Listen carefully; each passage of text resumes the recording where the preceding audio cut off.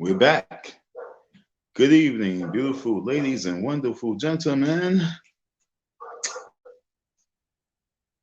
For those who tuned in earlier, I kind of left early. I had to make a phone call because I was getting text messages during my live, and it was kind of important because it was regards to, like I said, the little business opportunity. So my bad. I really need to continue that live and continue on. So I sat back and I thought, because this is my anniversary, okay, I'm going to do my anniversary. So my anniversary starts as we kicked it off earlier. Thanks for those who supported.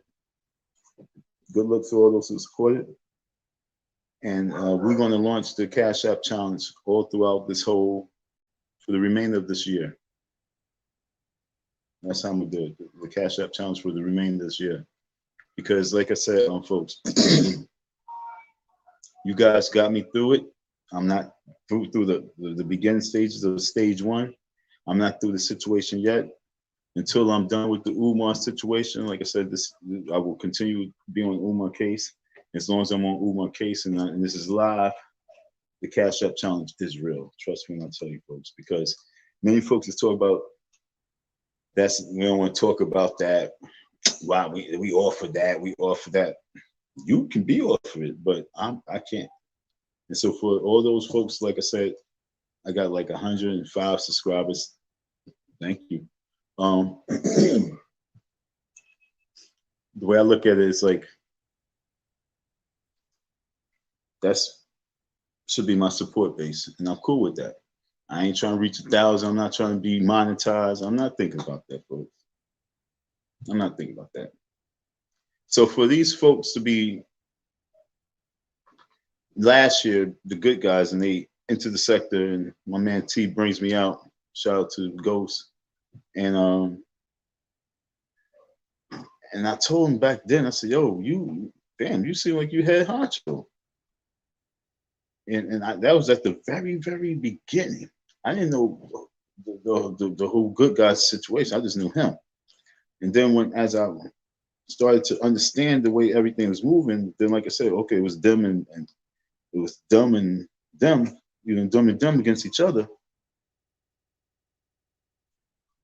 And then, you had the Godfather. You had the D. Darrell, the Godfather. You had he had a team of folks. And I'm just wondering why all of something that a sector that was based upon Umar Johnson got dismantled. And now, what I thought was the A side is now the B side.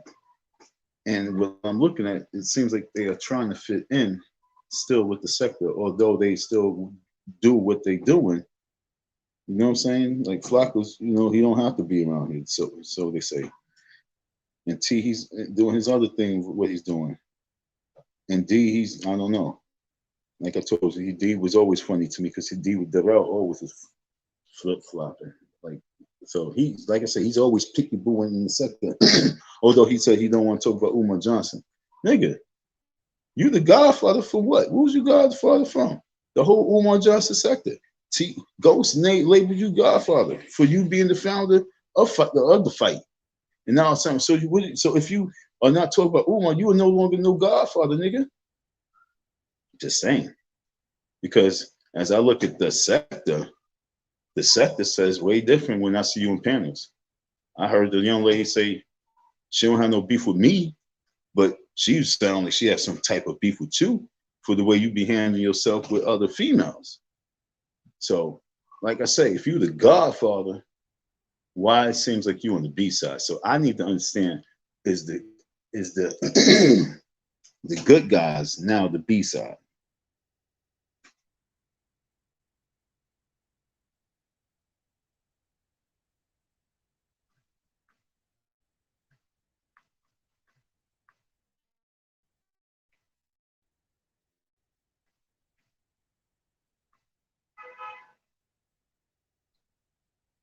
Very important question. Is the good guys now the B side?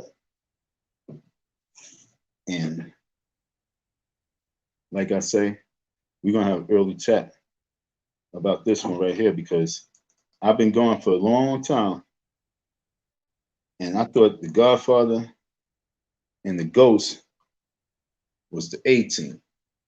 How did they become the B side?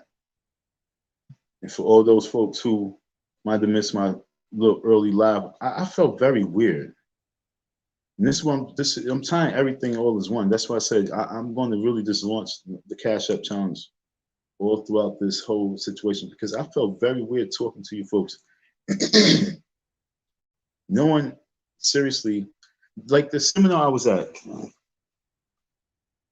The seminar I was at today was beautiful, because one of the things they was teaching us is that you don't have to do things by yourself. Ask for help. And that was deep, you know what I'm saying? Because they had us doing a couple of drills, and everybody's trying to figure this shit out. It was crazy. But then the bottom line was, yo, why are you trying to figure something out that's pretty much impossible when you have help that can just help you in 1, 2, 3. And so that was a great exercise, you know?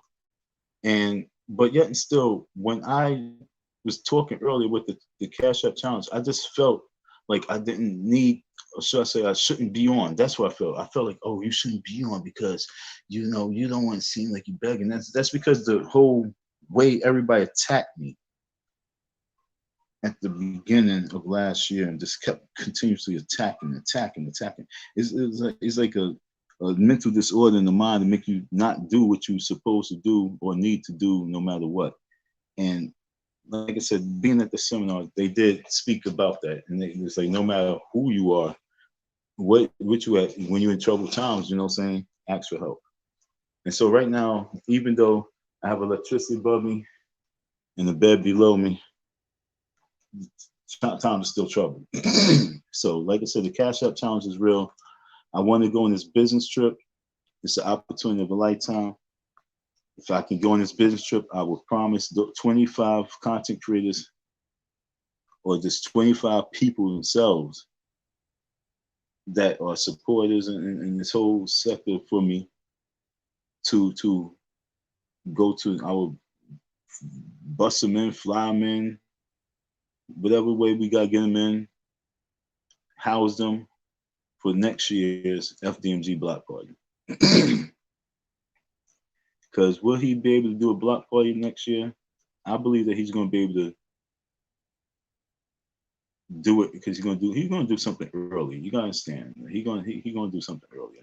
It's not going to take place the main thing all the way in November. See, this is what you got to pay attention to.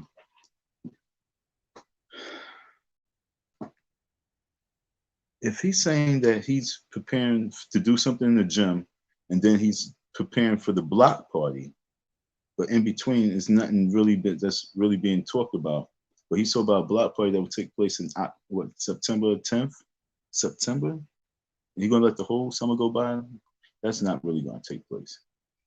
So he's gonna do something on the block again early.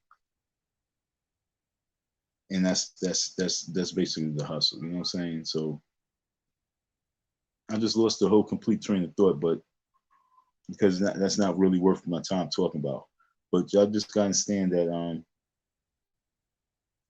my whole point is like me sitting back and not feeling comfortable enough to tell your folks that the need is still here, while a person like him is still hustling in many different ways and showing and proving that he's not really putting that real effort in to opening the school, but yet and still he can get 90,000 out of this and 50,000 out of that. I really need your help, folks, because I learned the lesson. Don't worry about it. If you need it, ask.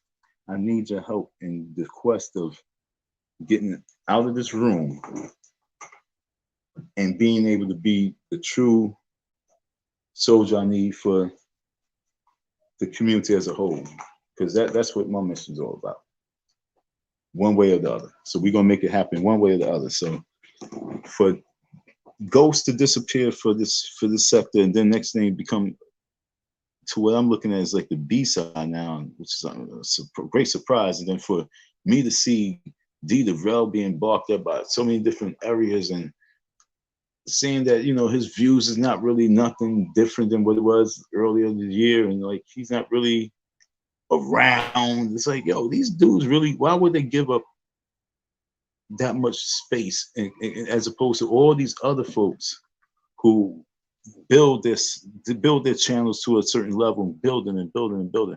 How could he not see the Umar Johnson situation that he is supposed to be a godfather of as a topic, no matter what way you look at it? As long as Lynn is doing lives and still having 900 folks in there, and it's a topic, why would he so waste his time? And no disrespect to the young lady, because it's no beef, baby. I don't, so why would he spend and disrespect and waste his time on a panel having debate and argument with a young lady like her name Carla? You know what I'm saying? Like, why is he doing that? What's he do? Why is he really trying to keep attention on corniness in himself, as opposed to real content and being very creative? This is, he's the godfather. Leonard Arn, I guess I guess Leonard Arn is the king. If you the godfather, why is it that Leonard Arn has 900 people in his lives talking about Umar year after year after year after year, and you talk about who's talking about we over that? What real good guy are you?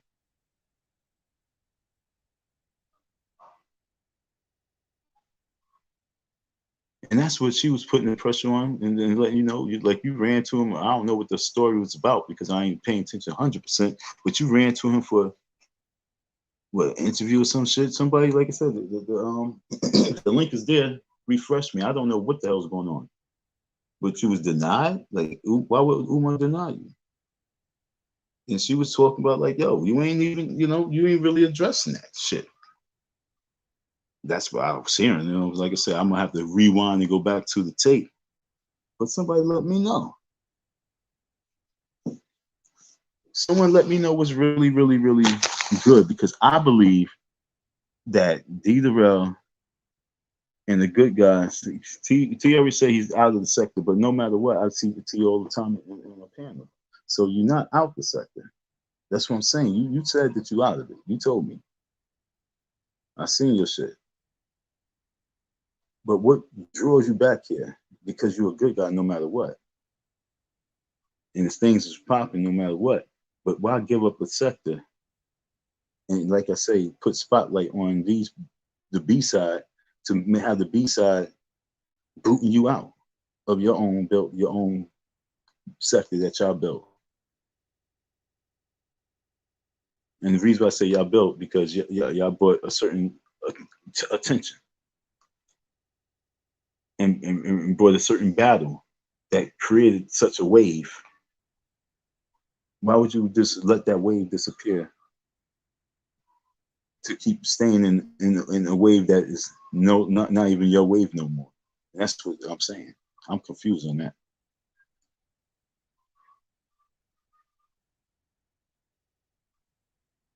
Because since I've been back, I've been talking the same talk when I was around. Nothing's changing. I'm just driving, and I have worked during the summer, but nothing's changed. And I got about 6,000 views. And I just started talking again. And I'm talking about Umar and the sector of Umar, nothing else. And that's what I'm talking about. Have you guys been booted out? Or did y'all leave? Which one is it? And that's why I'm trying to figure out, why did y'all get booted out, and why y'all allowing that to happen? That's my main thing. Why y'all allowing it to happen? Once again, we are in the beginning stages of me coming to the world of YouTube. Around this time, like I said, I did the videotaping, and by accident, it wasn't really by accident, but I allowed someone to see inside the building and take a quick, videotape. He was standing down the stairs, and he did a little videotaping of the building. He said, yo, damn, it should look good. And so he put that on his YouTube channel. The next thing you know, I was able to catch T. Oh, and then my whole world came into your world. My anniversary is beginning. It began such like sometime in November. And so I'm launching right now, because this is when I was starting to really feel the cold breeze. Okay, folks, this is when I was starting to feel the cold breeze with ooh. And this is when I was beginning the stages of not having my finances. And this year for me to be for it to be my anniversary, I want y'all to celebrate with me. And my celebration right now is just to realize I'm still in dire need and help boost me out by helping my program. My program's needing you. I'm not asking you for me personal. No, I deal my personal. I'm talking about me supporting the business by going on this business trip, being around these billionaires to get them to invest in my program. You guys have no idea what the opportunity I have right now. It's about Project Pick Us Up, Project Pick Me Up.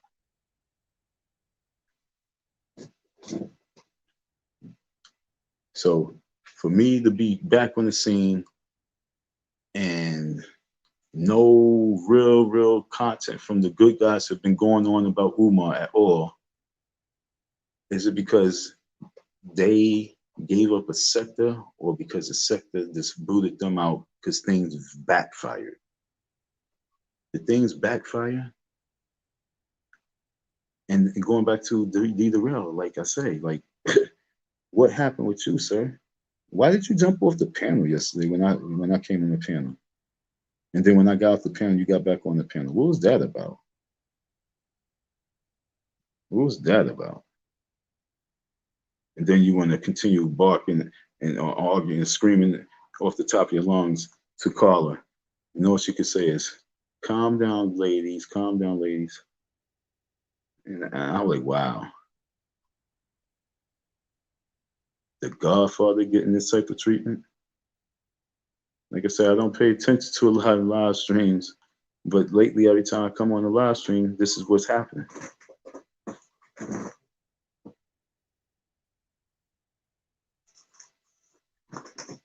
Right now, you got Lena having live streams talk about the HVAC.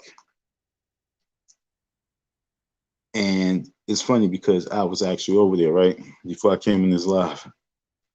And I could have sworn I posted something in the chat, but then I didn't see it no more.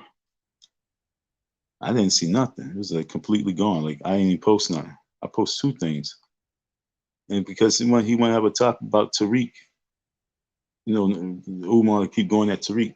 If they have any type of conversation, that's conversation going to murder Umar, because all Tariq, like I said before, have to say is whatever happened to you paying that guy Don, you know what I'm saying? And so that conversation would be a deep conversation. So what would happen if he debate Tariq? I would become an issue. There's no way that these two guys are not going to bring me up as an issue, especially if Tariq is having some form of debate. So well, I put that in the chat, and that should somehow disappear. That was amazing. That was funny.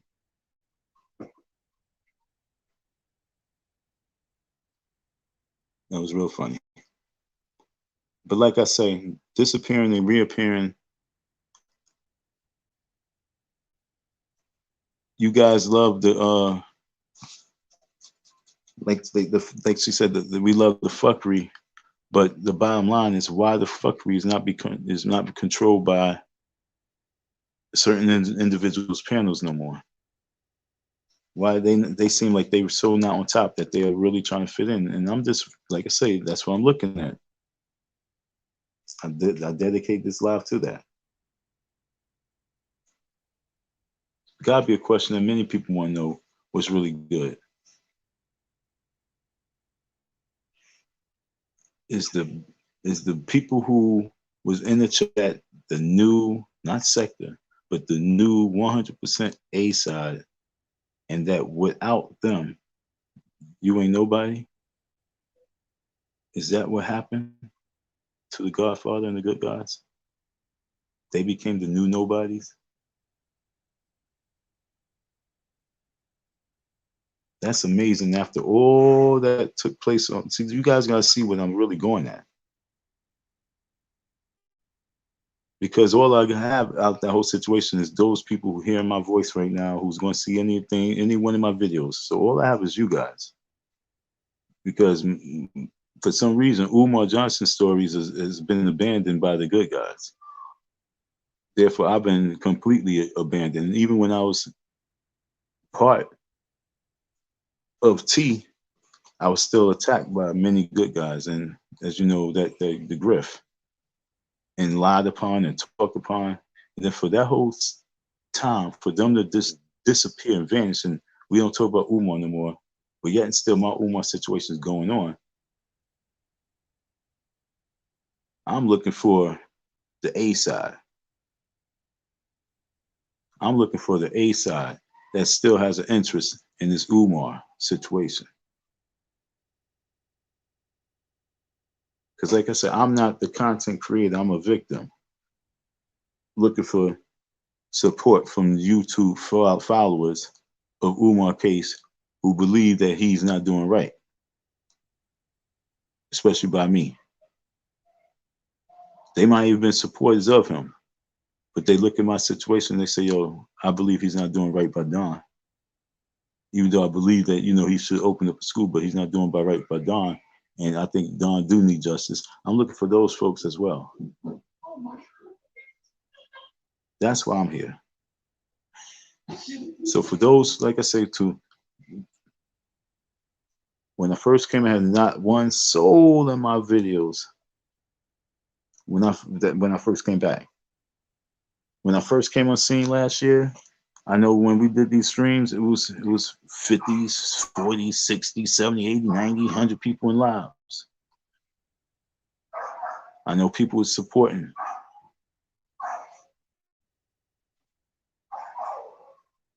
I'm looking for the A side who's willing to still continue on and push Don M situation, because it's not a dead end.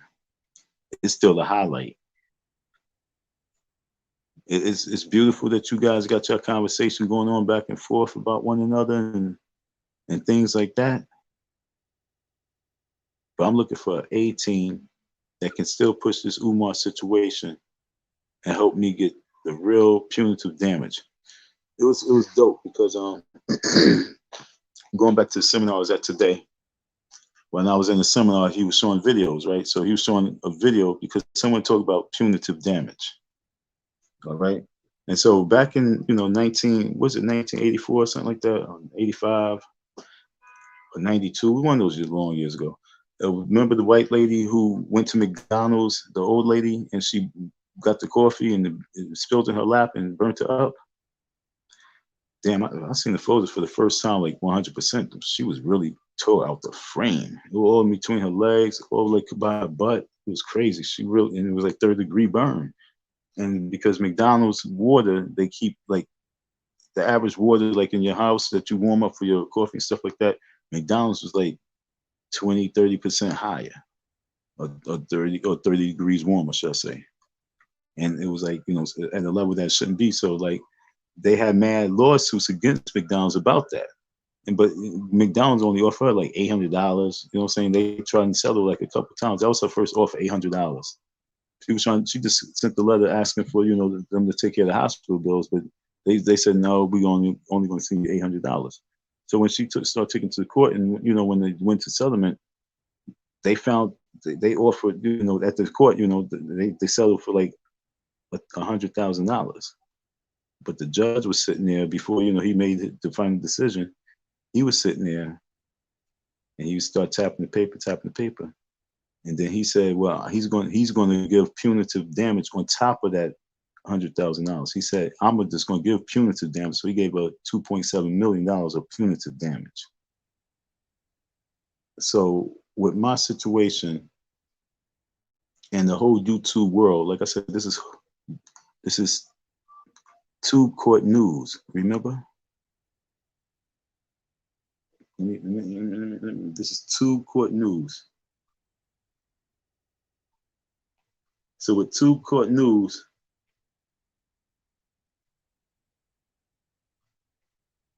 that's what my channel is about, Tube Court News. With Tube Court News, right now the court case has been going on for a year. Okay? Y'all been following this for a year. Y'all the jury. Y'all follow the case. Follow the case. I told y'all from the beginning, this is TC News, Tube Court News. Like your man Photon talk about the sector news. This was always TC News, Tube Court News. Why did I come to you guys? Because you guys are part of the YouTube jury. It's a different type of jury though, because this jury can give support on different levels. This case is still going on, folks. So as this A team of the good guys has crumbled and branched off and now is trying to fit in, I'm looking for the top people that they trying to fit in who really are true also followers and supporters of me. It don't even have to be a lot. And like I say, just build with me on what this need to be building on, because if nobody want to, I was listening to D and like on the channel, like, we ain't talking about that. We ain't talking about, we offer that. We offer Umar. We offer Umar. All those who still on Umar and don't have no problem with me, support Icy Don 167. Hit me on Icy Don at 502gmail.com. Holla at your boy, like for real. Let's build. Let's keep this sector popping. The 2 court sector, the Umar Johnson case.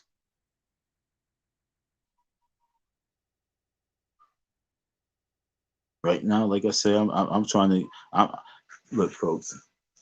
And the reason, and the beautiful thing is, the reason why he decided to give her $2.7 million is because that's how much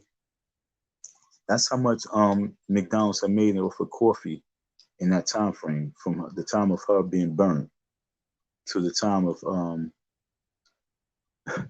yo, this is her punitive damage once again. He gave her, on top of what the court basically was selling at, he gave her 2.7 million, and he estimated that from the sales of McDonald's coffee from the time of her getting burned to the day of the court. Well, you know, whatever time they got that data, how much they made, and that's why he gave her 2.7 million in punitive damage. So with Umar Johnson, when I go to court, I'm looking for that type of judge who's going to look and see how much from the time of Umar Johnson stopped paying me, all the way calculating that all the way back to this present day of him raising money, all that Black Party, all that money, book sales, him making why he didn't pay, in the settlement of punitive damage itself. I hope I get a judge like that McDonald's judge.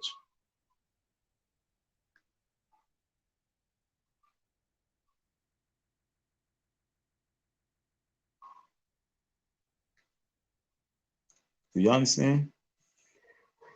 For me to get a judge that will see punitive damage on that type of level is the reason why I might have turned down that $8,000. Because once E and J said, "Nah, you got punitive damage with this situation," having the right judge mean the right verdict, mean the right type of funds, and for no one to really keep on top of this Umar and Don situation, I'm on top of it. But for no one to be on top of it in a sector that was built on based on that is really truly amazing.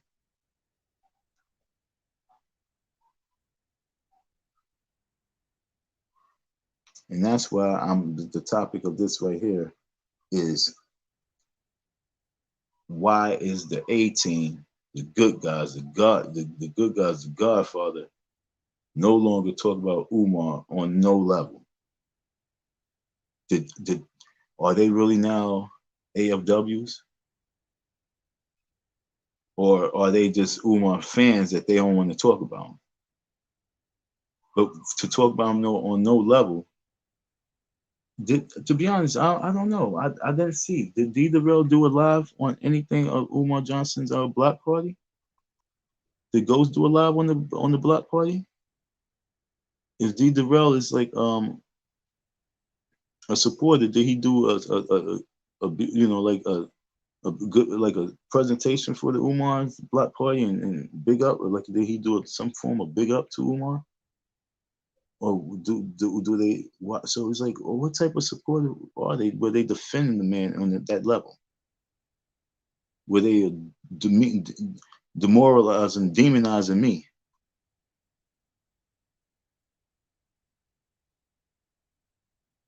understand? I'm confused. Did he do it live? Did he? I mean, for him to say we offer Umar, like Umar about to get the HVAC. Why you not doing live on that? Like, you know, like why he feels no need to talk Umar no more at all. If he was always, if this was built off of, he might have been doing other stuff. Ha ha, yeah, cool.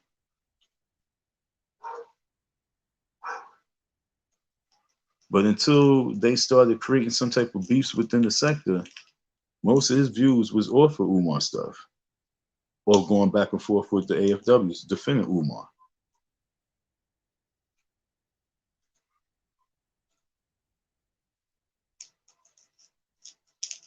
And that's why people been asking, like, what is he up to? Like, is he scheming now? Is he scamming now? What's he up to?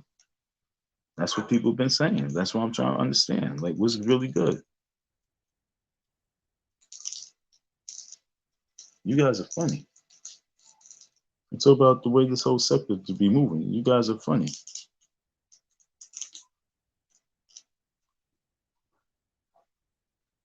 Would anybody like to put me on deck and let me know what the hell's going on? Is the chat 100% the new 18? And is the good guys trying to fit in with the 18 now? And the 18 don't want them no more?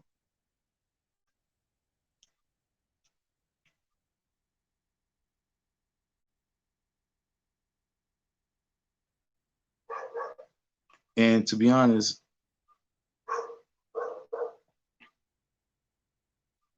even though people like fuckery, but do you think that the sector can really still truly continue on without them ever being part of it ever again? If they decide that they're just gonna focus on building their channels and on whatever it is that they say they really want to focus on, which is outside the sector itself. If they 100% left the sector and never returned to a panel, never even went to y'all lives, none of that shit, and just continue doing their lives, do you think that they would return, or you guys? I'm sure I say, do you think that you guys would need them to be there for you guys to still have good live streams and your views up? I'm talking to the chat 18 now. Like, do you need these guys ever really to be around for you guys really still to continue to hold it down, or y'all really like them around for fuckery? And so now it's like they just here this for fuckery.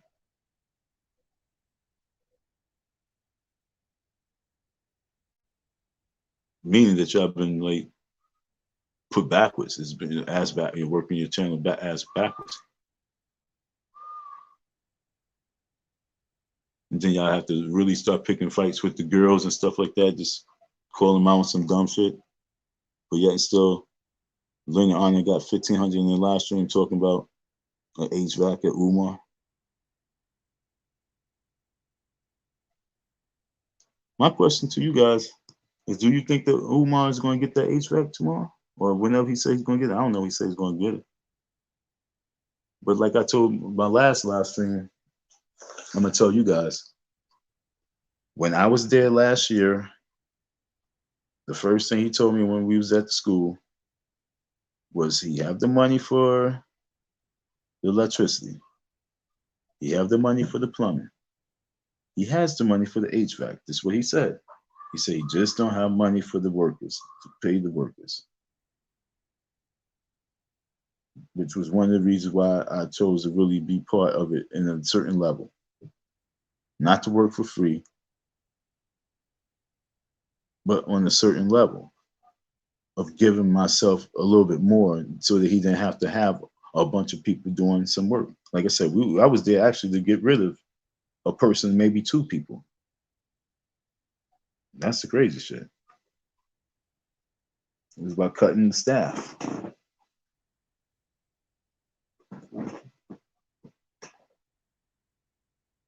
And all other expenses.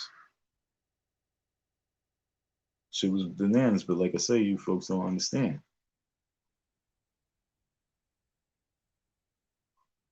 Fucking bullshit ass nigga. Anyway, like I say, I'm still like mentally frustrated, pissed off, like still trying to understand why the fuck this dude would be so ignorant on his movements. Even though I know why, because he don't know how to deal with man, but it's like, damn, what the fuck? You're gonna have to deal with man no matter what. These boys are gonna have parents, they're gonna have fathers. Fuck wrong with you? Everybody ain't gonna, every father ain't gonna come as an idol worship of you. You gotta know how to deal with man.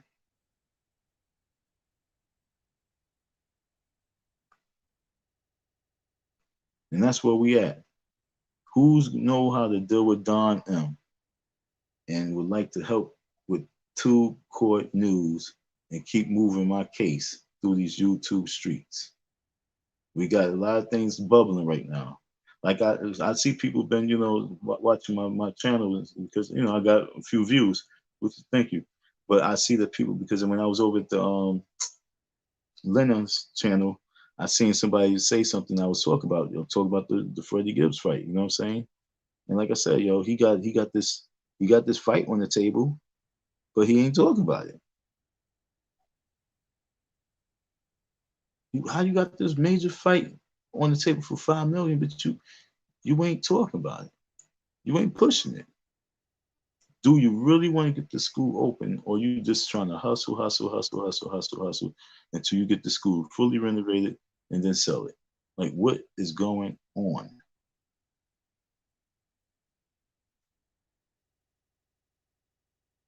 And no matter what, I think the good guys, that's something that they should start focusing on. Not even as like a hater, but now they should just start, because they shouldn't let it slide, because they fought in many ways, but yet still that question's still there. Like, there's no way in life they can't be having that question in themselves.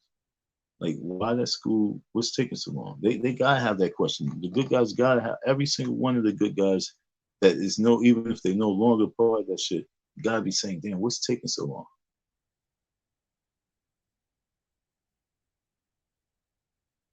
And like when we say what's taking so long, because he said he had HVAC money in October, but yet and still, I know I heard him say something that he's great, you know, he still need money for the HVAC, and that was like in spring.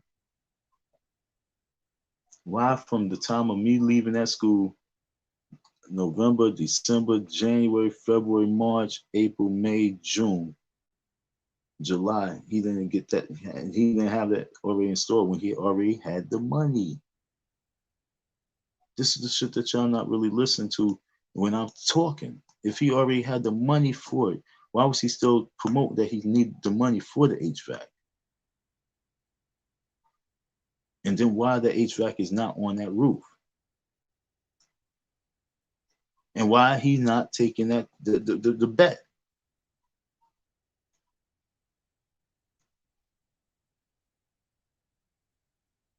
And then why would he pick a fight with Tariq Nasheed in the verses of the debate, when all Tariq Nasheed would have to do is say, yo, what's up with Don?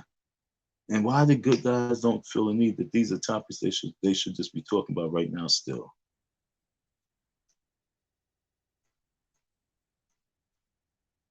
Especially when you still have Leonard Honor bubbling and bubbling and bubbling.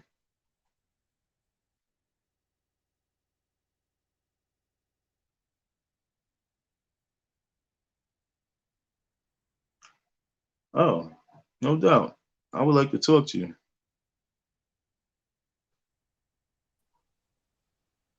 What's going on, Don? How are you? Hey, what's up? I'm chilling. Yeah, I appreciate you coming on deck. Hey, man. Yeah, How you be? yeah, I don't know if you saw the what I posted in the chat. Of I course, want to I tell you know. Of that. course, I was looking forward to seeing your comments. Yeah. Yeah, I didn't want you to think I was being goofy or being sarcastic by saying I never heard of the situation. Honestly, I didn't. But after speaking with what's this guy's name? Shakimra. He brought me up to speed on it. He told me that it was an actual lawsuit. Like I said, the last lawsuit I saw was a lawsuit about this gentleman by the name of Archibald, or whoever he is. Yeah, you were saying. But well, what'd you say? No, I said you were saying that when your streams. I was watching. Yeah. So kind of bring me to speed as to what took place. If you don't mind, I was just curious about it. No, I would love to. No, like I said, I actually happy to see you here. To be honest, this me having a That's cool. conversation with you yourself. I'm good. Like I said before, when I came back, I'm just all over the place, but I'm gonna hit you right, where you need to be known. When I just came Gotcha. back on live streams, because I vanished from live streams. Okay, I wasn't doing live streams for like 6 months. I was just doing what I Hmm. had to do to survive and get myself together. Because, like I said, what happened with me last year, I was at the school at this time. I Okay. was working at the school. I believed that Mhm. Umar needed manpower. You know what I'm saying? I went to I went to several of his events. I know what he needed. I made hoodies for him. Look, okay. See that hoodie right there Yeah. that I'm wearing? I Hmm. made it like this, but it said Dr. Umar on it. And I Gotcha. think he got rid of these in Chicago. Okay. I made up 100. When I made those up in the freezing cold because that was the beginning stage of me becoming homeless and stuff like that. And Gotcha. it was freezing. I made it in wintertime. It was freezing, freezing cold, freezing cold. Hmm. And so he helped me because the money I got from him helped me survive because I made up 100. So he paid me Hmm. for it.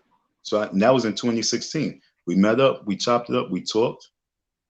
Everything was good. So like I said, me just coming back after having a live and me introducing everybody to myself back then last year about the whole story, and me just Uh-huh. coming back and not talking to you is really good because, like I said, you don't even know the story. That's so dope. And Yeah. so, if I just had one person listen and it's just you, I'm good. Hmm. Okay. Gotcha. So that's what. So our conversation is just me and you. Okay. If anybody else would like to come on deck, you can. In the few, it's open for you too. But this conversation I really wanted to have because he don't really, really, truly know. And then for Gotcha. Shakim Ra, for them Shakim Ra to put you up to speed, it's kind of funny. I don't know which way he moved with it and telling you the story, Well, but Shakim Ra is pretty neutral. Um, his explanation of it was rather neutral.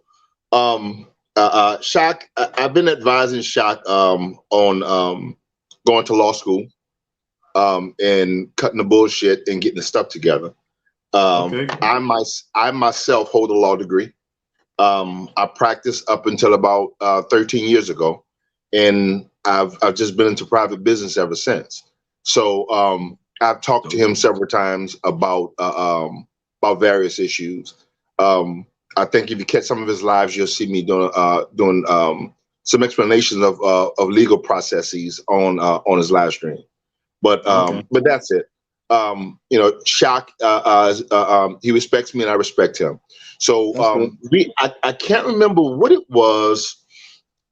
It was something that was being discussed, and I don't remember how, but I do remember I asked him about the lawsuits against Umar, and I said there was a gentleman I spoke with, and I didn't know about his lawsuit, and I think the brother got offended. And if you look at Shakim No, I Ra's didn't get last, offended.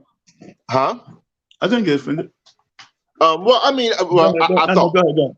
Yeah, no, I go ahead. thought. So, Mm-hmm. but he did tell me, yeah, that Umar Johnson owes you some money, and he failed to pay you for services rendered, and that was the gist of it. So, we didn't discuss it any further.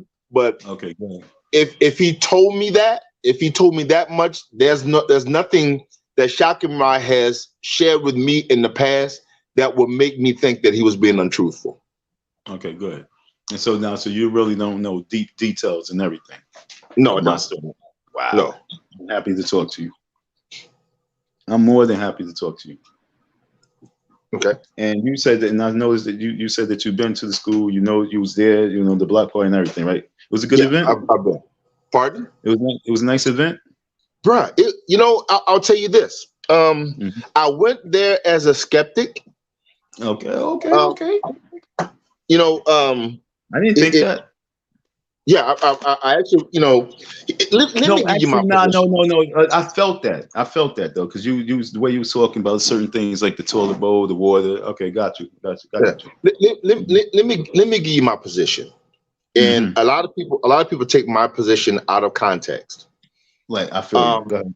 if you're moving, if let me give you the best allegory ever.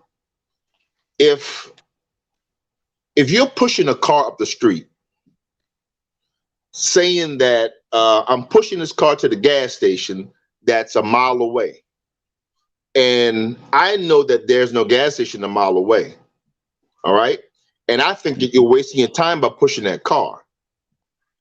The worst thing I can do is get in your way of pushing that car to whatever you think your goal is.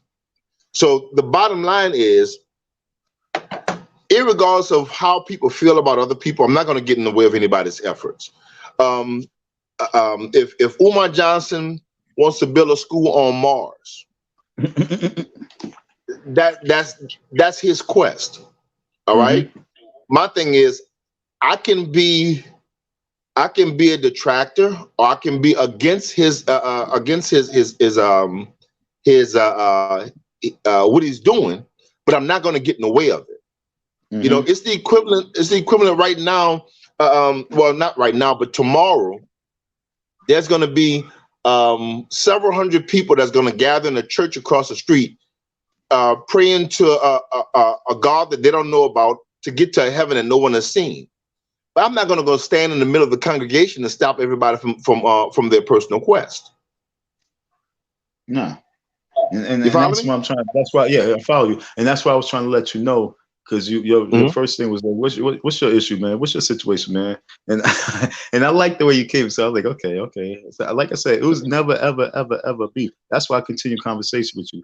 I was just mad that you were a little, thought that I was like upset that you didn't know who I was. I was just so shocked that a whole year Well, right now. I also mentioned on Shock and Ross live. I said that, whatever his legal issues are, I hope that he finds relief.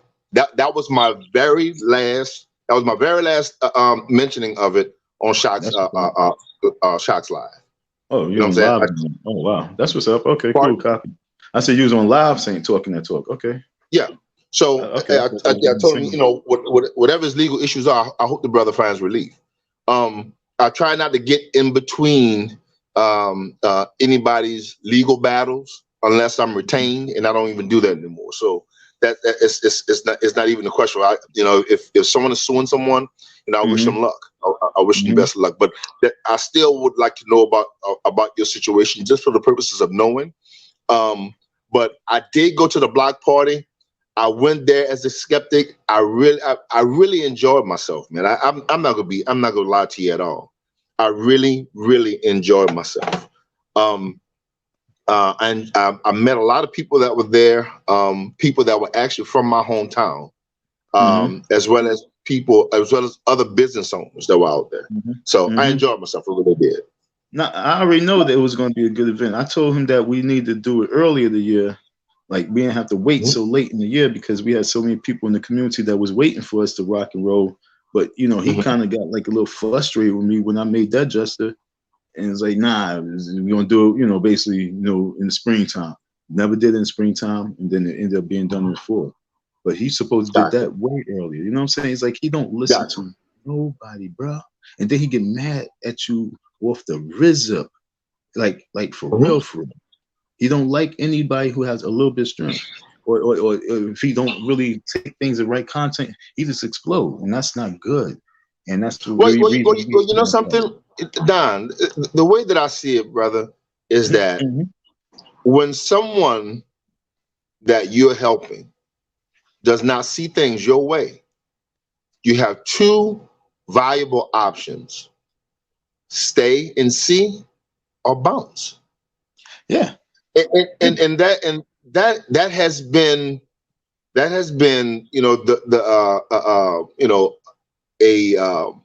a reality in various walks of life. You know what I'm saying? You know, most churches, most of your major churches, they form because someone has had a disagreement at another church. Mm-hmm. Most clubs, you know, Alpha Kappa Alpha is one of the greatest organizations in the country, but Delta Sigma Theta was started because people did not agree with some things in Alpha Kappa Alpha. Mm. And look at both of them. Both of them are still going strong. Yeah. And like I said, it's not anything about anything except for him just not doing his part. So it all boiled down to I didn't have a cash app, and that was the way that he was supposed to be paying me. And so when I was moving through the summer, I was trying to get a cash app, and I thought I had to have like a credit card, a debit card, or a bank account type of thing, something like that. And at the time, like I said, I was going through something. I just lost my bank account like months before, and I didn't know how to do Cash App. And so Umar, of all people, should have just showed me how to insert the Cash App for me, to be honest. But here we are thinking I had to get a bank account and everything. So we trying to figure out how I was going to get the bank account, and all these weeks gone by. And so he was paying me here and there with the cash. But then he was like, you know, he can no longer pay me that way. He got to pay me through the Cash App. And so we had a situation that took place at the school because I was all part of the paint thing, and you know, and so you know, like I said, he just came at me not right, and I was already feeling some type of way, and so I was like, yo, you basically can't keep coming at me like that, especially in front of people. He was like really talking down towards me, like that's one time. You got one time. Like I'm supposed to be quiet. Like he was really, because he already told one of the workers shut up. Wow. Okay. I already seen how he was treating one of the workers, but I wasn't there to be treated like, you know. He would tell you. I've seen characters like that before. I have. Mm-hmm. You know, I've also been that character and had to have checked myself. You know what I'm saying? I've had to check myself many times. Say that. Okay. Say that one more time. You had to do what?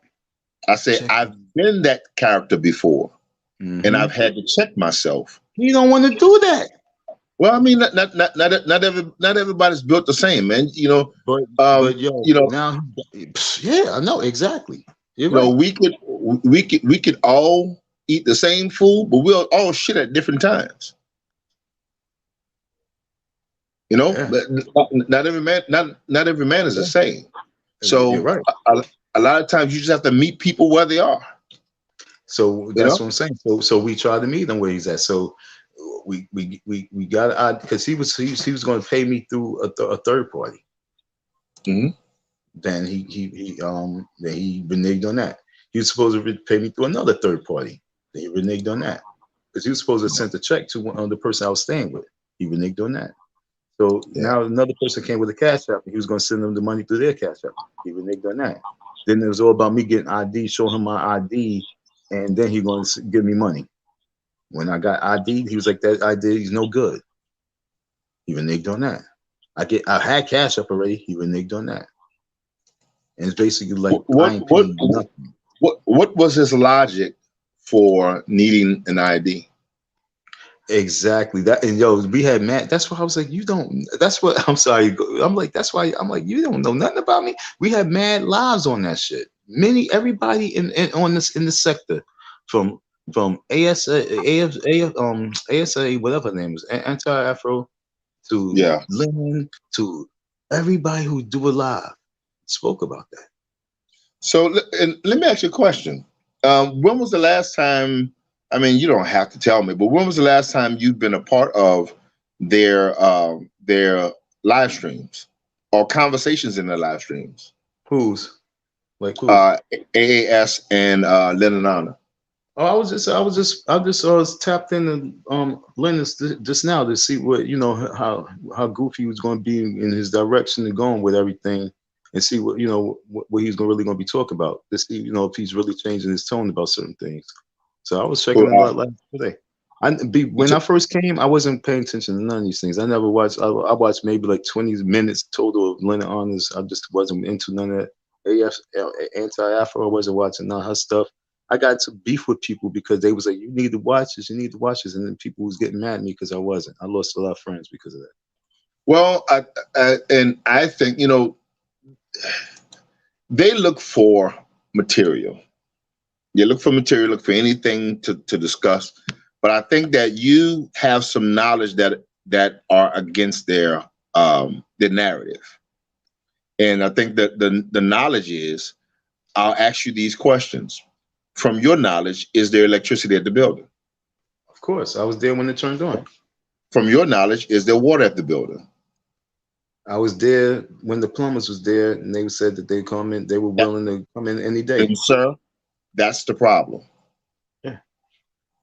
The problem is that goes against the narrative. Now, if you are able to say that, well, I was there and there's no electricity and there's no water, you'll be on their live streams every day. But I'm lying. And not being part of the goofy shit, because that's how they built their shit, off of lies. I can't do that because that's the reason why I don't feel them, because of the lies. So my thought process is, bro, I'm gonna be honest with you.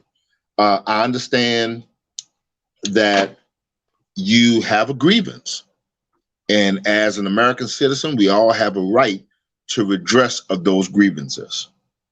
I'm not sure if the city of Delaware has a justice of the peace set up there. If there is, I would have tested the waters there before bringing it into district court. That's just my thoughts.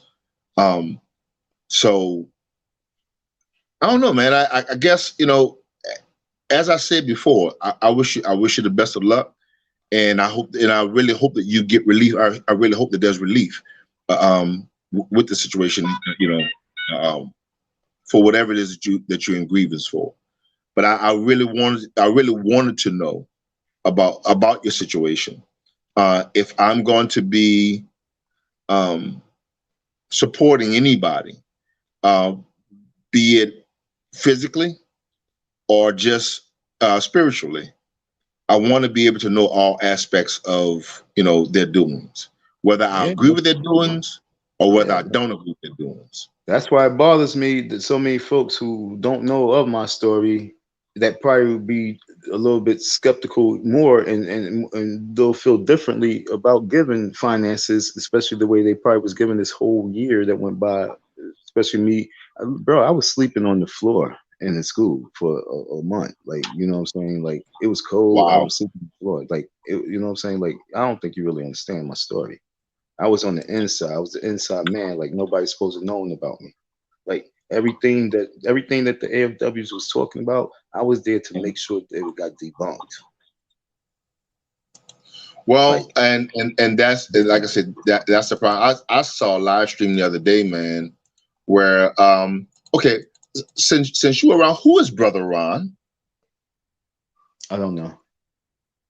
Brother Ron is supposed to be a guy that works at the Boys and Girls Club. Oh, around the corner. Yeah, according to AAS, Umar Johnson does not have any keys to that building. Brother Ron lets him in and out of the building whenever Umar Johnson wants to get in to make a video. But when Brother Ron leaves, I remember when Umar Johnson leaves, Brother Ron locks up the building. To where? to where? To the building.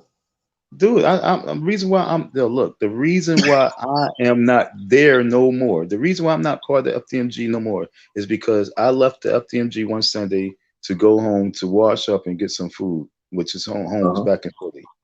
And I took the keys. I had the keys. I was inside of the building. I slept in the building. I was inside. I don't know Ron.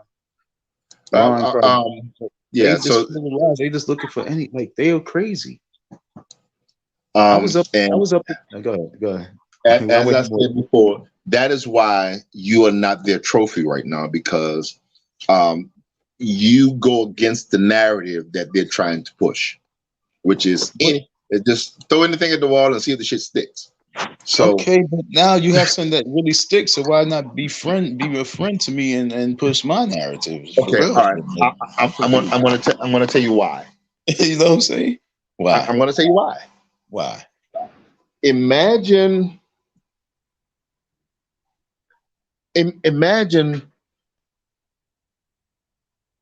you holding some information that we both agree on, but there's something that I didn't tell you to reveal to anyone. And you stand, you're in a position to jeopardize. Let me retract. Let me retract. Mm. Um, if they befriended you and they pushed your issue, then the information about the building, who has the keys to the building, the lights, whether or not they own, the water, whether or not they own, you have to understand that they have videos up that says that these things are not a fact, but you know that they're a fact. Yeah, but they've been So, doing that, so and the it, good guys been on smacking them up on the face for a year and change them on that. The good guys so, been doing so, it. so, so it goes against their narrative. Now, I'm gonna tell you something. I'm gonna tell you something that I paid attention to when I was there. Um, Now I flew into Philly the Wednesday before the block party. I was there on business, so I didn't get down to the block party, and I didn't get out to FDMG until no, I'm sorry, I flew in that Thursday. I didn't get out to FDMG until that Friday. Okay, I drove Okay. up, saw the building, drove back to Philly. All right, then I went back that Sunday. Now, what I did notice on the big gym, on the big building, there's brand new ductwork on top of that building. Is it not? On top of the building, Yes. in regards to the roof. If you're facing the dead end, or if you're facing the dead end, you can go to the right to go to where that store is. You know what I'm talking about? Hmm. Yeah. Okay. So if you're facing that street, that dead end, that cutoff, or whatever you want to call it, to the right is the small gym. To the left is the big gym, right? It's a big school. Yeah. Okay. On top of that building, on the very top of that building, there's brand new ductwork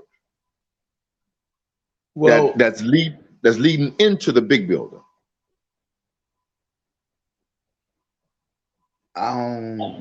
when you say ductwork, what are you talking about? Like, what's It's ductwork? it's it, it's 'Cause I saw you wrote that. I wanted to ask you what was ductwork. What is ductwork? yeah, it's this the silver So okay, of boxed course. tubing. Uh huh. Uh Pardon? huh. Pardon? Yeah. No, no. I thought that's what you talking about. That goes from the top all the way to throughout the building for like. Right. So I can that's see new. that. Yeah, that's new. Okay, but he probably did that early because they had roof work done like Yeah. early Well, last year or the year. Yeah, early last year, yeah, I believe. and I was curious about that. So I'm not sure if that was done while you were there, or after No, you were no, no. there. The only work that was done while I was there was like patch up work because like the roofer said that because the way the roof was just sitting there and all the the weatheration is stuff like that, if that's a word.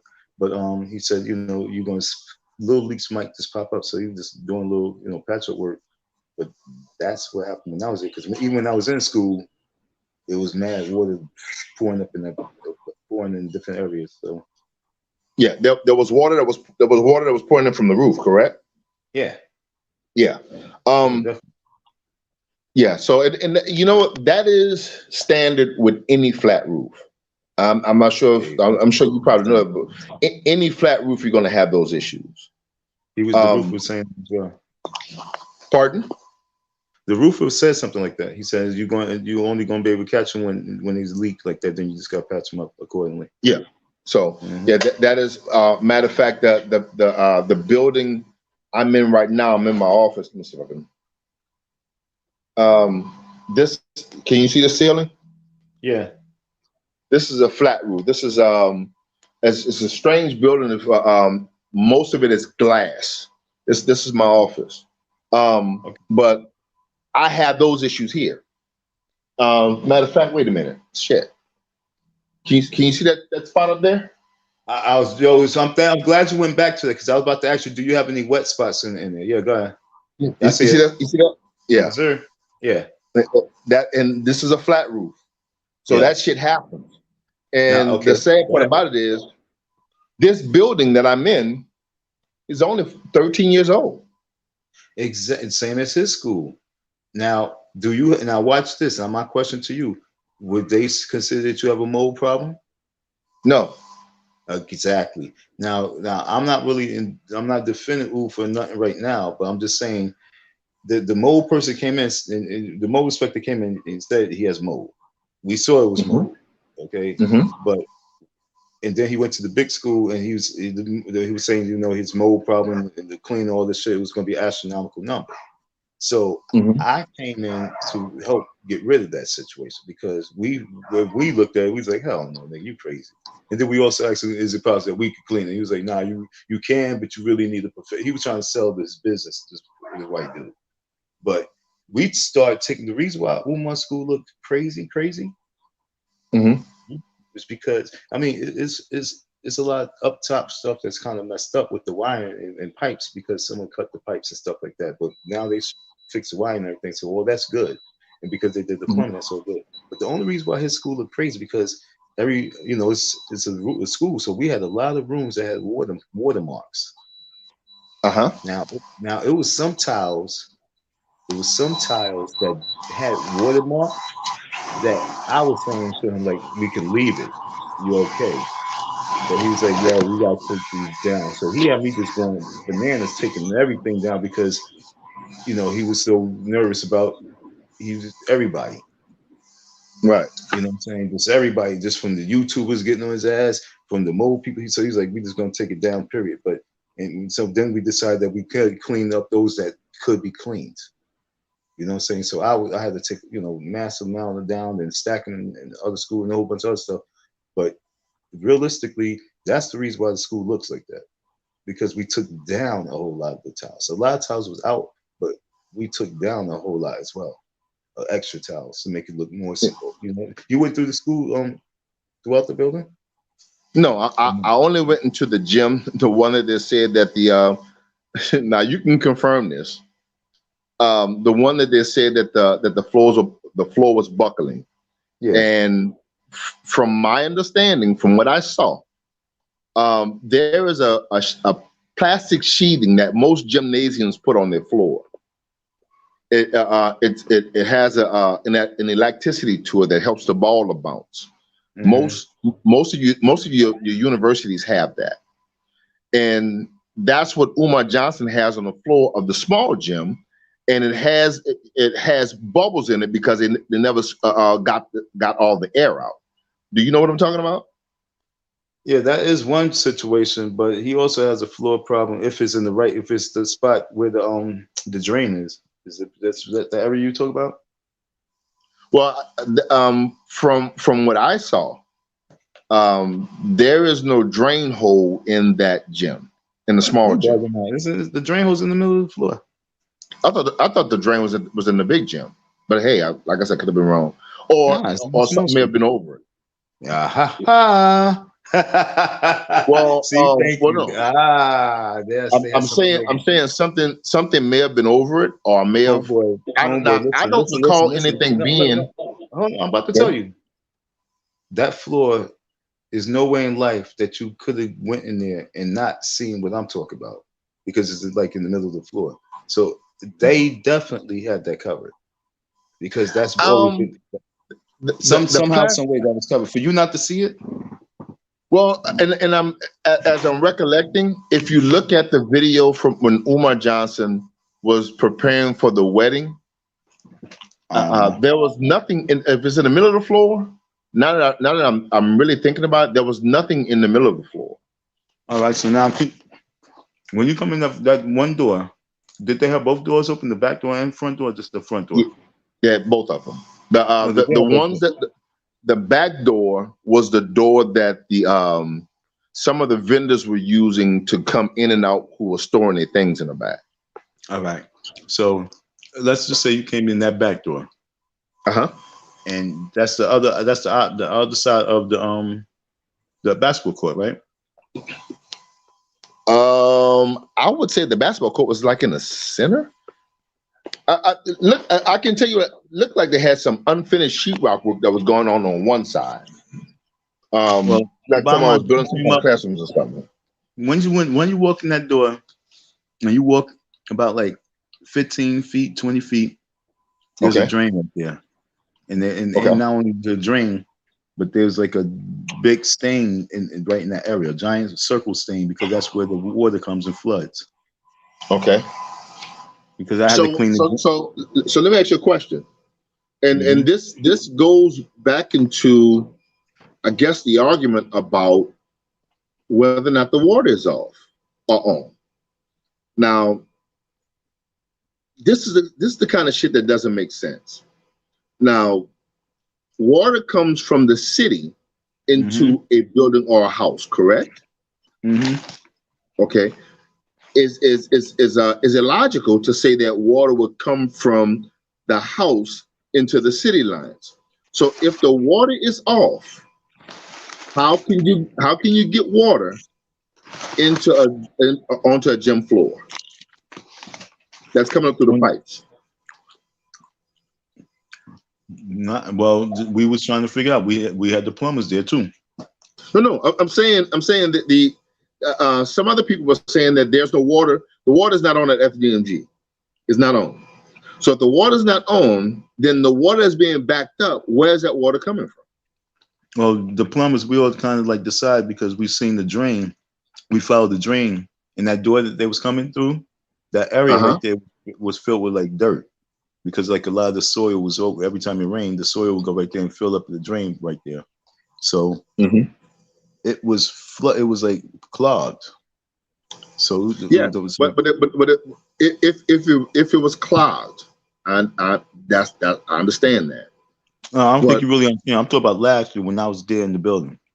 No. What I'm saying is, right now as we speak, there are individuals who feel as though the water is not on and has never been on. So if that's the case, how do you get water into a building that doesn't have any water on? If the water is coming up through the gym floor. No, that's what I'm saying. I don't know how, but it was water on the gym floor. Times when I would come inside the gym, and it was water on the floor. But this is when there was no water running.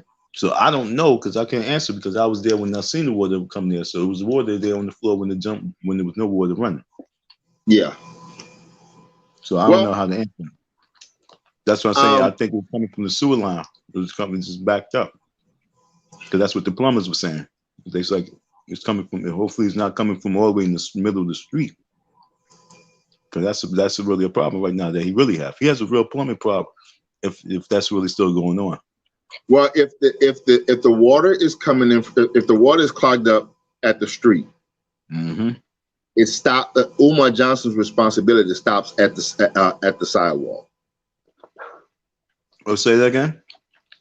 If the water stops, let's say for instance, if you're in the middle of the street, if you're in the middle of the street in front of FDMG, and you walk toward Umar Johnson's building, his responsibility of what takes place as far as plumbing is concerned stops at the sidewalk. At the sidewalk, at the curb. Yeah, he's not at the curb, not just at the curb. Wherever FDMG property line stops, and where the city line starts, that's what he's responsible for. But that's still a far pull, though. Yeah, so because I own a piece of property in New Orleans, and I had that same issue. I literally own a house that was built by a blind man. Bro, I shit you not. It was built by a blind man. This guy was blind, but he owned a construction company, and he did it. But nevertheless, we've had plumbing problems in that house since the 80s. Okay, now let me give you a story on the house. My aunt built their house from ground up. Okay. I bought the house from my aunt. It's a double. I have a tenant in the front, I have an Airbnb in the back. So we've always had plumbing issues in there, but never could figure out what the problem was. So come to find out, it was an issue with the city. The problem started at the beginning of the driveway, where the city's responsibility took over. So I went through the exact same thing with the city of New Orleans, but it's not just there. You know, it's everywhere. So your responsibility for sewage stops at your property line. And so the city got to dig up everything else? The city will be responsible to, they can't dig onto Umar Johnson's property. So Umar has to start initiating first?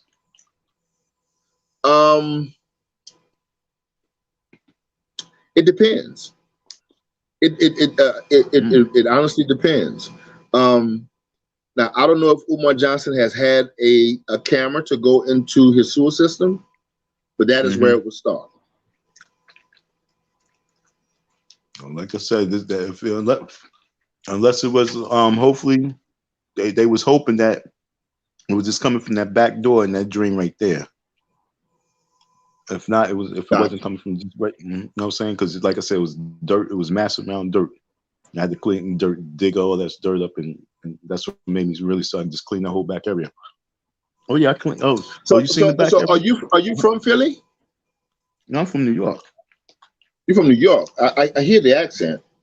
Yeah, I'm from man, I just had to. Well, this young lady was from Harlem, man. She got kind of got screwed over by a Latino tire repair shop, man. I had to go and actually sit there with her today, man, to make sure they don't fuck over her. But she left and was at my friend's place trying to get some lugs off of her car that the tire place messed up.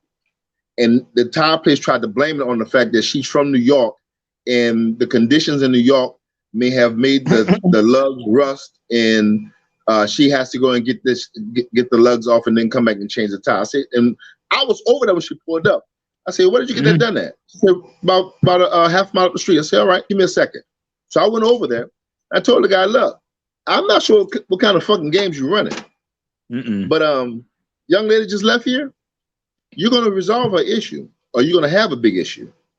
So I went back, got her, came back, and we sat there, and I had to explain to him that the causation is on you. If you felt as though that her coming from New York with this car was a problem, that was your responsibility to make that assessment with the license plates on her car. So because you started the problem, you have to finish it. You have to resolve it. And so I had to sit there with. Go ahead. I had to sit there with the sister until they actually got the thing resolved. Brother, they had to literally cut the rim off of the car. Oh my Lord. It was mounted on like that? I mean, rusted on like that? I don't think, I didn't stick around, but I didn't stick around to see. Once they got the tire off the car, that was good enough for me. I asked her would she be okay? She said fine, and I left. Well, you did your good deed. You said this took place in New York? What state was this? This is in New Orleans. It's in New Orleans. I'm in New Orleans right now. I know. Okay, so but she's from New York. She's from New York. And she drove her van down here. She the sister owns a Airbnb cleaning business. So so but she's doing very well, man. She according to her, man, she says she cleans 22 properties, man, and she has 5 employees. I met a few females that do that. Hey, man, there's money in it. My grandmother did that for the white folks for all her life. Yeah. So back to your situation, man. Do you have representation, or how did you file? Did you file pro se, or do you have representation? No representation. I'm hurting. I'm sad. Yeah. No representation. I'm sad. Trust me, because I just feel like something. I just feel like funny stuff is happening. You know what I'm saying? And I just feel nervous, but yet still feel confident. But I just keep feel nervous that I was doing my lives, and I don't think you heard any of my live streams. But when I did come back, I came back, you know, with my cash up, and asking people for help and support because I'm in need right now because I really want to get a lawyer because I don't want to lose no way. I really want to get what I should. Because this ain't right. And like I said, people really don't know. I was really sleeping on the floor in the abandoned building, making sure that this man was good. And at the very end, this don't make no sense. And like people were saying, you know, you can get punitive damage and all this. Let me ask you a question. Did you file in New York or did you file in Delaware? In Delaware. Okay. Because I was about to tell you, jurisdiction is going to be a problem. Yeah, no, in Delaware. Every jurisdiction has what's called legal aid. As an attorney, we are responsible for so many hours of pro bono work. And you can get that pro bono work through legal aid. So you could go to, what is it called in Wilmington? Okay. You can call any attorney anywhere in Delaware and ask them about legal aid for the state of Delaware. What's the name of that county in Wilmington? Newcastle. Wilmington. You can ask them about legal aid services for the indigent in Newcastle, and unequivocally, I can tell you that there is help. You said indigent. Help me with that word. Indigent indigent. Indigent is meaning that you can't afford. You can't afford it. Pretty much when you filed for you filed an informal paupers document, correct? Okay. Well, that means that you're indigent. You filed under informal paupers, right? You filed a pauper form, PAUPERIS, a pauper form. There was something you filled out that told the court that you didn't have the money to file any documents, right? I mean, you didn't have the money to pay for the filing of any documents. Oh, that's right? What the form's for? Yeah. Otherwise you'll be responsible for paying, for the filings, and that shit is expensive. So, but contact any attorney and ask them if they're familiar with any legal aid. This is something that is run by See, New Orleans in Louisiana is different. In different states is different. But there's still help for those people that now, unfortunately, when you get legal aid, you're gonna have to press them, to argue your case. Because if they tell you that that you have no case, what I'm saying, you're gonna have to press them to move forward with it anyway. So look into it, man. What I'm saying? Like I said, I try not to get into, and if Umar Johnson was suing you, I would give him the same information. So well, I'm not biased in this thing, and I think that because I'm giving you that information. Well, I say thank you very much, but also, if you know me, but you haven't known me, so you don't know many of my lives and many other people's lives that I probably was part of. and just many conversations that I done have.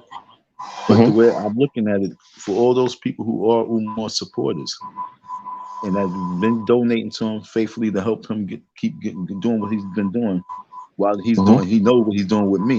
And like you asked me, why do I think he's doing it? I said at the very beginning, I believe that right now he's really possessed. And I think that he has a lot of negative and evil entities around him. And from there, a whole lot of things came about. Did you ever meet the girl Tiffany? Where's Tiffany from? You heard the name?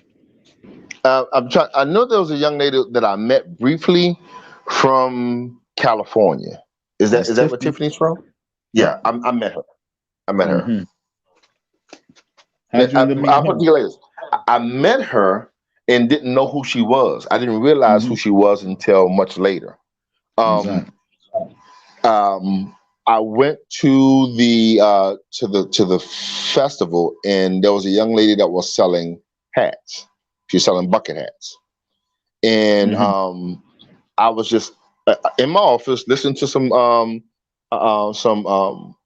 lives, and I clicked on hers, and she mentioned that she was selling bucket hats. I wasn't looking at the screen, but I was listening. When she said bucket hats, I came over and I looked. I said, "Wait, that's the same little female that I met in Wilmington." Because I was actually going to buy a hat from her. I came back and she had them packed up and left. I think she sold out. But what about her? What did you think of her? I mean, she was moving about a whole lot with Umar. I'm gonna be honest with you, brother. I didn't pay that much attention to her. I didn't pay that much attention to her. I just know that she had a vendor's table there, and I remember her specifically from the bucket hats, and it came up. What's up with Dawn? Came up afterwards. I mean, I managed to see her afterwards. So you said that Tiffany was out there selling bucket hats. If that's the same young lady, but she said that on her live. Yeah, that's what I'm saying. You said she's from California, right? Outside? Yeah. Okay. Hold on. Well, I think she's a witch.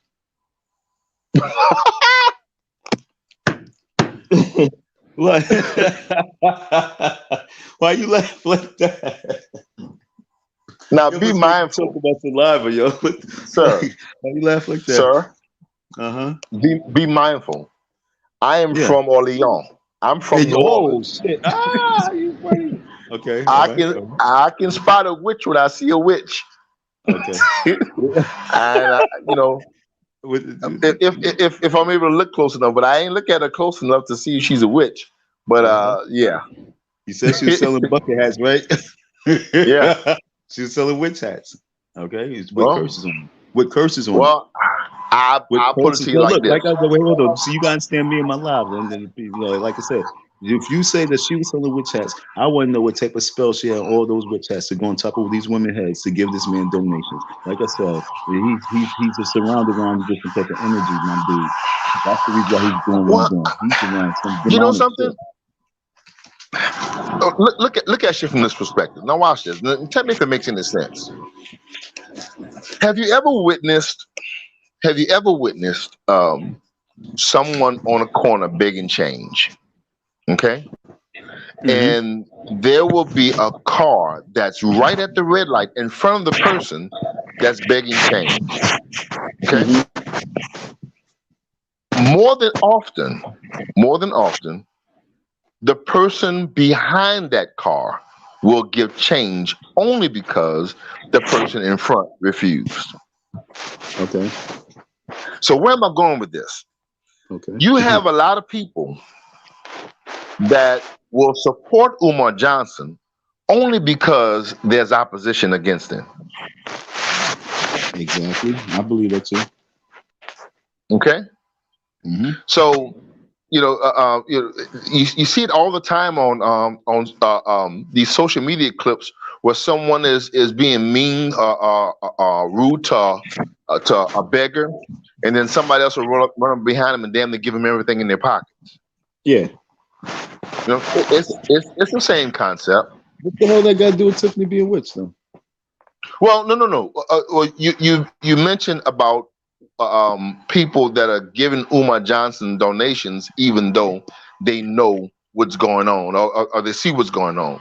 The point that I was making was that a lot of times you have people. I have a cousin that's supporting Umar Johnson, and only supporting Umar Johnson because she has witnessed the people that oppose him. She actually sat and watched the people E&J, and she sent them a donation. She sent me a screenshot of the YouTube live, and then she sent me a screenshot of her Cash App where she sent Umar Johnson a couple $100. It's a couple $100, and that's what I'm saying. That was what this year, 2021. This was this in August? And that's what I'm saying. When was the Black Party was in September, right? This is August. It's right after my birthday is August 1st. This is right after my birthday. And that's what I'm saying. So she seen E&J do it live on this man. Now, mind you, E&J had me as a guest on their live stream. You know what I'm saying? Of course it did. But it's not just about. Of course they did, because they also brought me back on again. You know, just see what I'm doing. I'm hearing a lot of feedback or static. That might be you. I'm sitting still. Okay. So I was saying, now what were we saying? I was saying, so you know, my whole thing with E&J is that when I was with Umar and he was going through the people like the haters and stuff like that, he brought them up. You know what I'm saying? They at that time they was like really and made their day. And he made their day. But go ahead. No, it was just me and him talking. We was in school, and so he was just talking about me and the you know, the haters, and he was like, and then you got these people. He went in about them, and so I was like, wow. And so when I got to my situation, I reached out to them and was like, yo, you know what? He had such a problem with you guys. Maybe I need to come in and talk to you guys. So they accepted me, and you know, they did their part. And I also spoke to him off the line. You know, realistically, E&J is cool people. You know what I'm saying? And E&J was supporters of Umar. And they said donated. You know what I'm saying? It's just that, you know, it's like how he's been treating people. So I was living proof of like these folks who most of the people that really truly hate the nigga really are people who donated money. Well, you know what? Like I said, man. Before you jump into that, because you're a lawyer, you're a good talker, you're a good speaker, right? But I'm a street. See, you don't know me. This is TC court. This is 2 court, and so you like on my channel. So I represent the hood right now, and he invited me, and so I have to represent. So I'm representing myself. So I hear you, but how do you answer that shit? How do you really answer? How do you answer what exactly? What I just brought up is like, you know, and I was about to answer it, man. You know, as givers, we are not entitled to give our money to anybody. Okay. We donate our money to causes. Some may be worthless, some may be worthwhile. But one thing that we definitely have a right to is when our money is not spent the way that it should be, we have a right to say, fuck you, we're not giving you anything else. And that's what these people are doing. Okay. And that's what, but look, no, they're not. But no. But now watch this. Yes, they have, and yes, they are. Yo, there's thousands and thousands of people who saying fuck you. And since I came on the scene, all the amount of people that I spoke to, I spoke to at least like 30 people who said that they donated to this man, and he never responds to them. No, but what I'm saying is, so it's like he get recycled people. So as many people he lose, he just gained because no one's really standing on his ass who are real true givers. Right. And now, so once again, you said right. So as you talking to me, you gotta understand who you talk to. You talk to a real victim who laid on the floor. While from last year to now, like you said, this woman gave a couple $100 from last year to now. He said to you guys last year that he need money for the HVAC. Last year, he said to me in my face that he had money for the HVAC. Gotcha. So what Hey. the hell are you talking about? You on the wrong channel. You're not on the channel of a man who's really a support. You're on the channel as a victim, 1,000%. And as a lawyer, all you can say is good luck, homie. Homeboy, wrong person. No. I didn't say good luck. I said I wish you the best. No, okay, my words. You wish me the best luck. But now check this out. How much money you think he done raised from last year, pushing that HVAC? No. Let's do a math. Yeah. If this lady, let's do a math. Come on, I like math. Okay. So this lady, I don't know how many hundreds she donated, but you do. Now let's multiply. You know the math. You know how much she donated. So now let's multiply that by 1,000 people. Well, I've done the numbers on the numbers on the possible number of people who've donated to Umar Johnson. If you in the past year, what'd you say? Or just total in the past year, or just total? No, in total. Because you did do the math on Leonard's. You sat there, you watched like 3 live streams, you did the math for him. So I know you like math. Okay. So let's talk. Based on his assertion of how people are donating, $20 here, $30 there. If you did let's say the $850,000, all right. That's the number that I use. Win. Because he owes me bread. I'm tight. So you gotta help me out. Hear me out. When I did the assessment on $850,000, okay, the number that I came up with was about 65,000 donors. Damn. 65,000 individual donors. Damn. Given what? All right. Let me see. Hold on. Wait. Let me double check. I want to make sure that I'm halfway with that one. And you pretty sure that you're a smart man, right? I try to be. I'm only interested in whether or not my name is spelled correctly on the check. Hold on a second. Right. 1 second. Right. No, folks, like I said, I paid attention to this man quickly because he left a comment. So I paid attention. We've been talking behind the scenes. So it's no beef. I just was like, because I know he's a supporter. He's now in the Book of Negroes. So he's very key to a whole lot of information. He was there. I'm talking to people. You know what I'm saying? I took time to talk to people real quick. And so you guys got to understand, like my conversation with him is extremely important. I would like to know everything, he want to talk about. He did numbers. I know he liked math. He did the numbers on Leonard's. Do you know how much that dude made? It was actually 34,000. Just an average. Just an average. If you took 850,000 and you divided that by, let's say it's average of $25 per person. I figured the same thing. Yep. It'll give you right at about 35,000 donors. Yeah. Okay, roughly. Okay. And that was with the 850,000. That was 850,000. How many years ago was that though?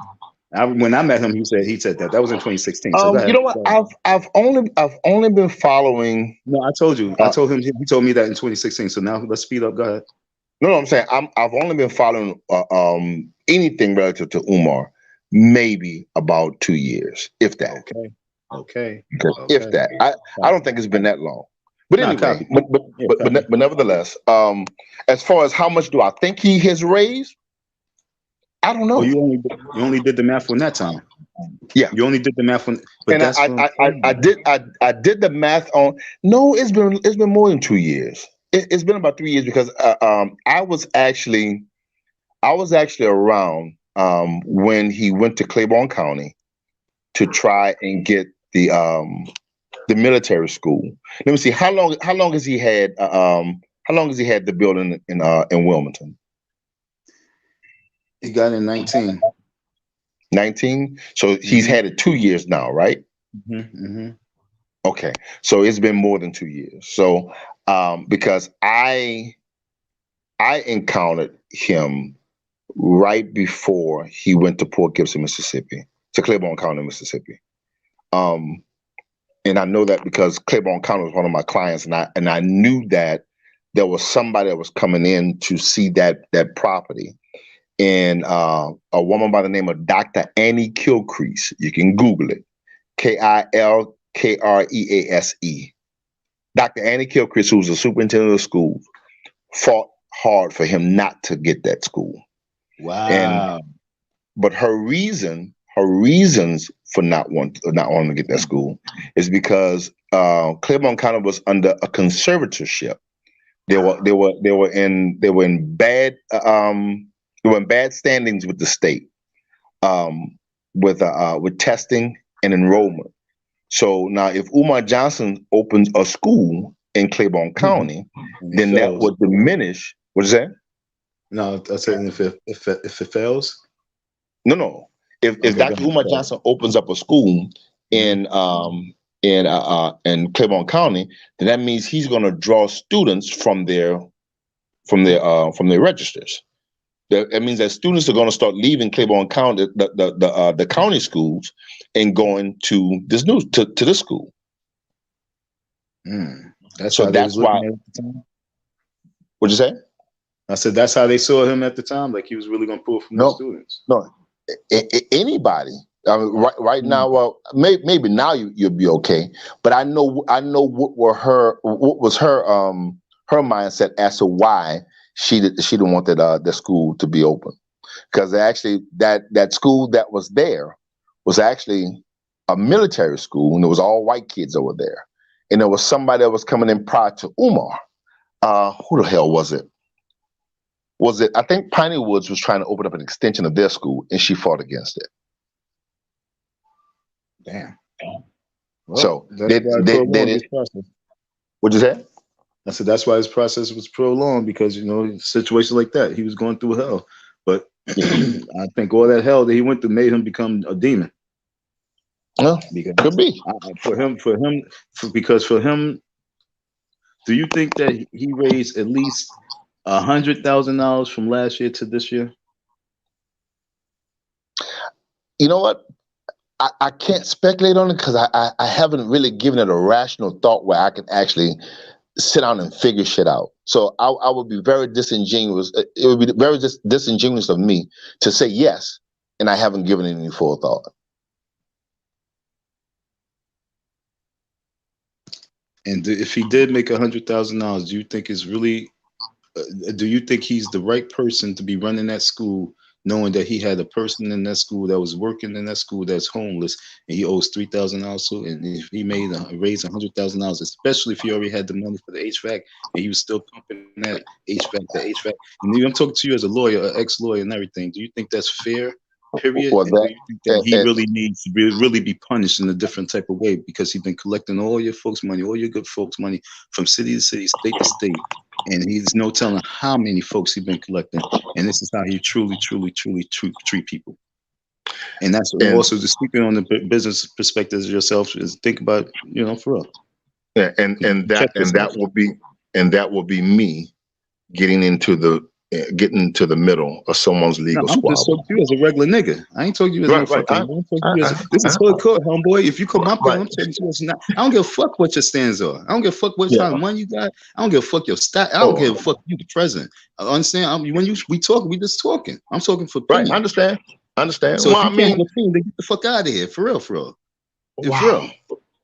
Well, that's what it is. If you can't really have a man opinion because you're really trying to do some sucker shit, then what the fuck is up? It's like a brother. Pump your brakes, bro. We talk brakes. We talk for a mad long time. I asked a simple question. Then you go to the lawyer shit, and I'm talking to you as a man. And we talking.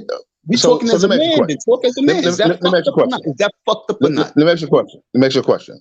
Have I been disrespectful to you since I've been on the phone? I'm not being disrespectful. I'm just being who I am. No. I didn't ask you if you know who I am.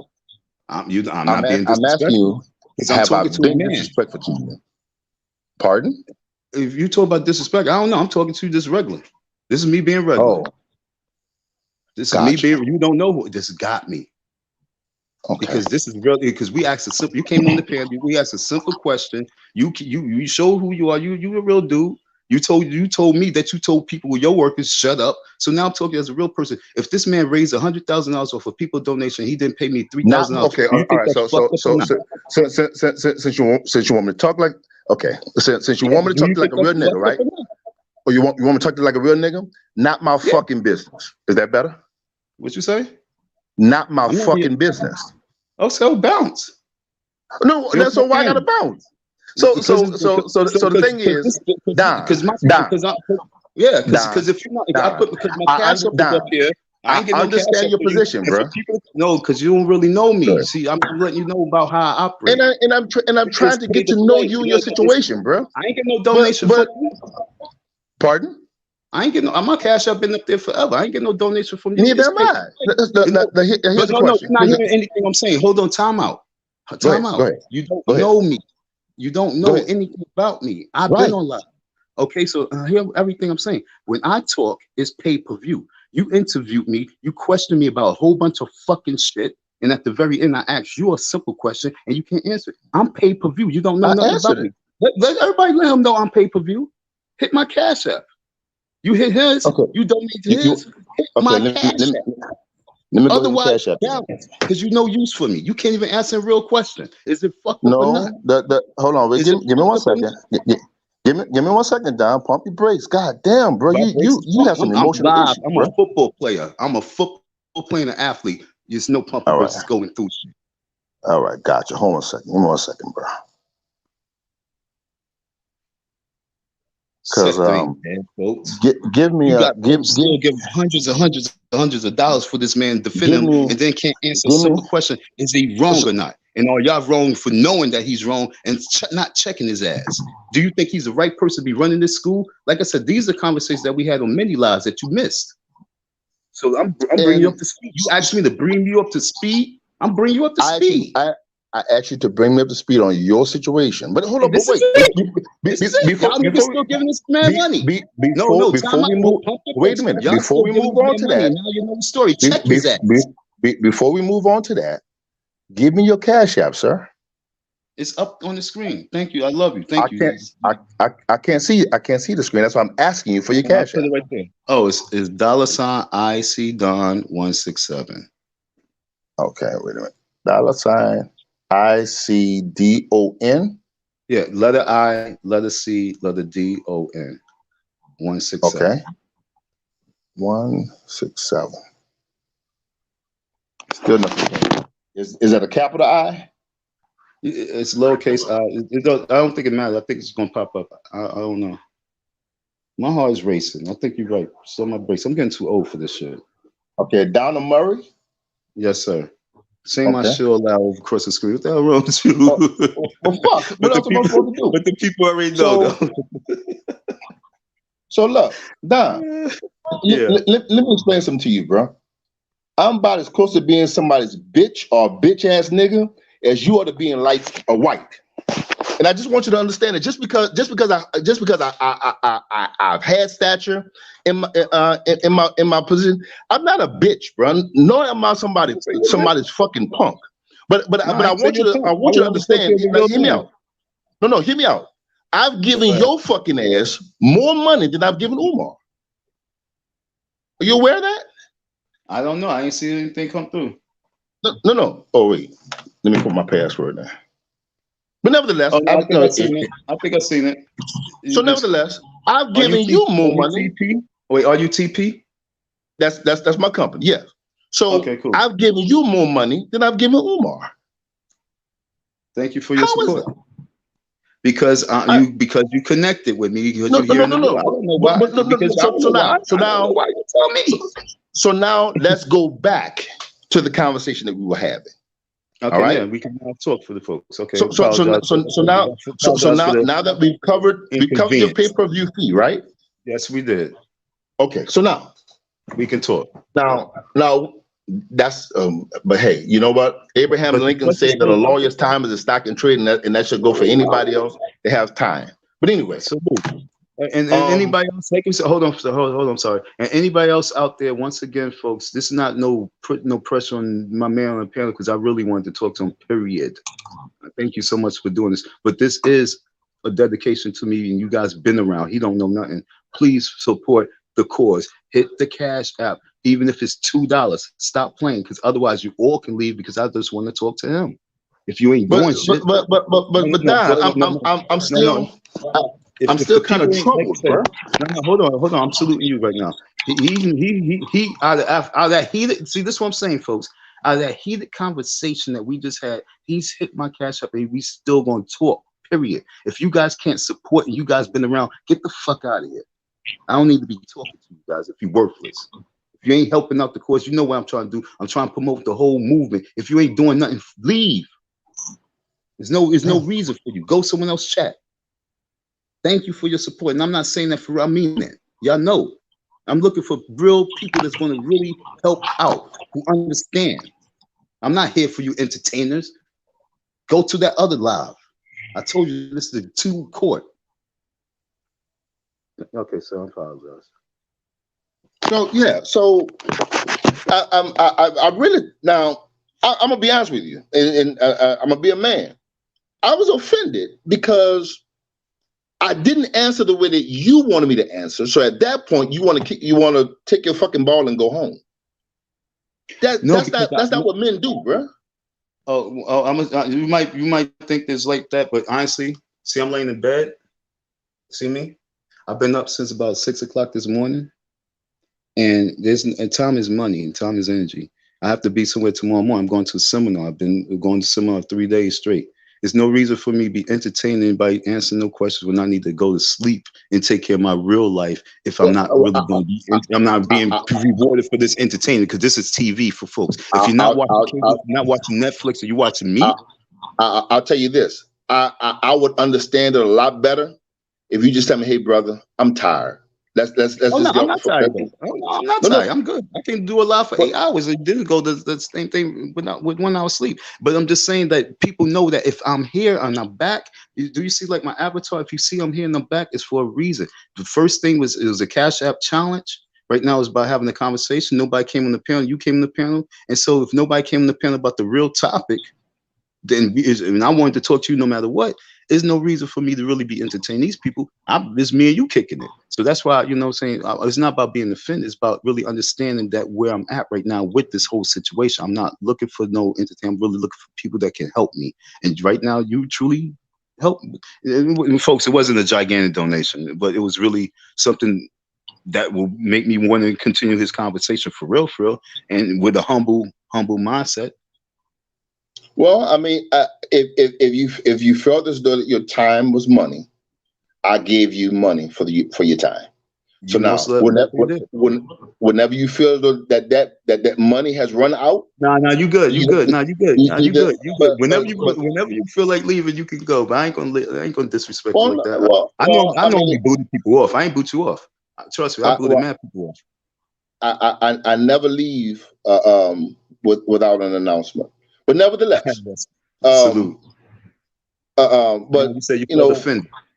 Yeah, I was offended, right? I mean, because it took a turn. It took a turn because I really thought that we were talking as men. We were having some good dialogue. But when a question came up that couldn't be answered the way that you wanted to be answered, you wanted to because it wasn't because you thinking it's just me. It's not me. It's all the other people that's listening as well. See, it's not. I'm not. Seriously.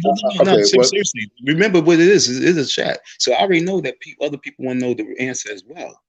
Well, that's what this whole sector is all about. That's what the AFW. Let me say this. Let me say this as cordial as let me say this as cordial as I can, as professional as I can. Fuck them in your chat. Yeah, I agree. You know what I'm saying? Especially if they're not supporting like you did. I agree. So it's not really for them. But so as for me, as a victim, you're right. Fuck them. But but I've given you I've given you the best advice I can give. No, I don't want no advice. I don't care about advice. Not advice. I'm not advice. I've given you the best guidance I can give you regarding finding your help.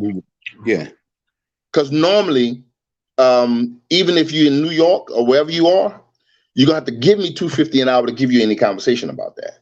Copy. Mm-hmm. Okay. So, Mm-hmm. but that's not my life anymore.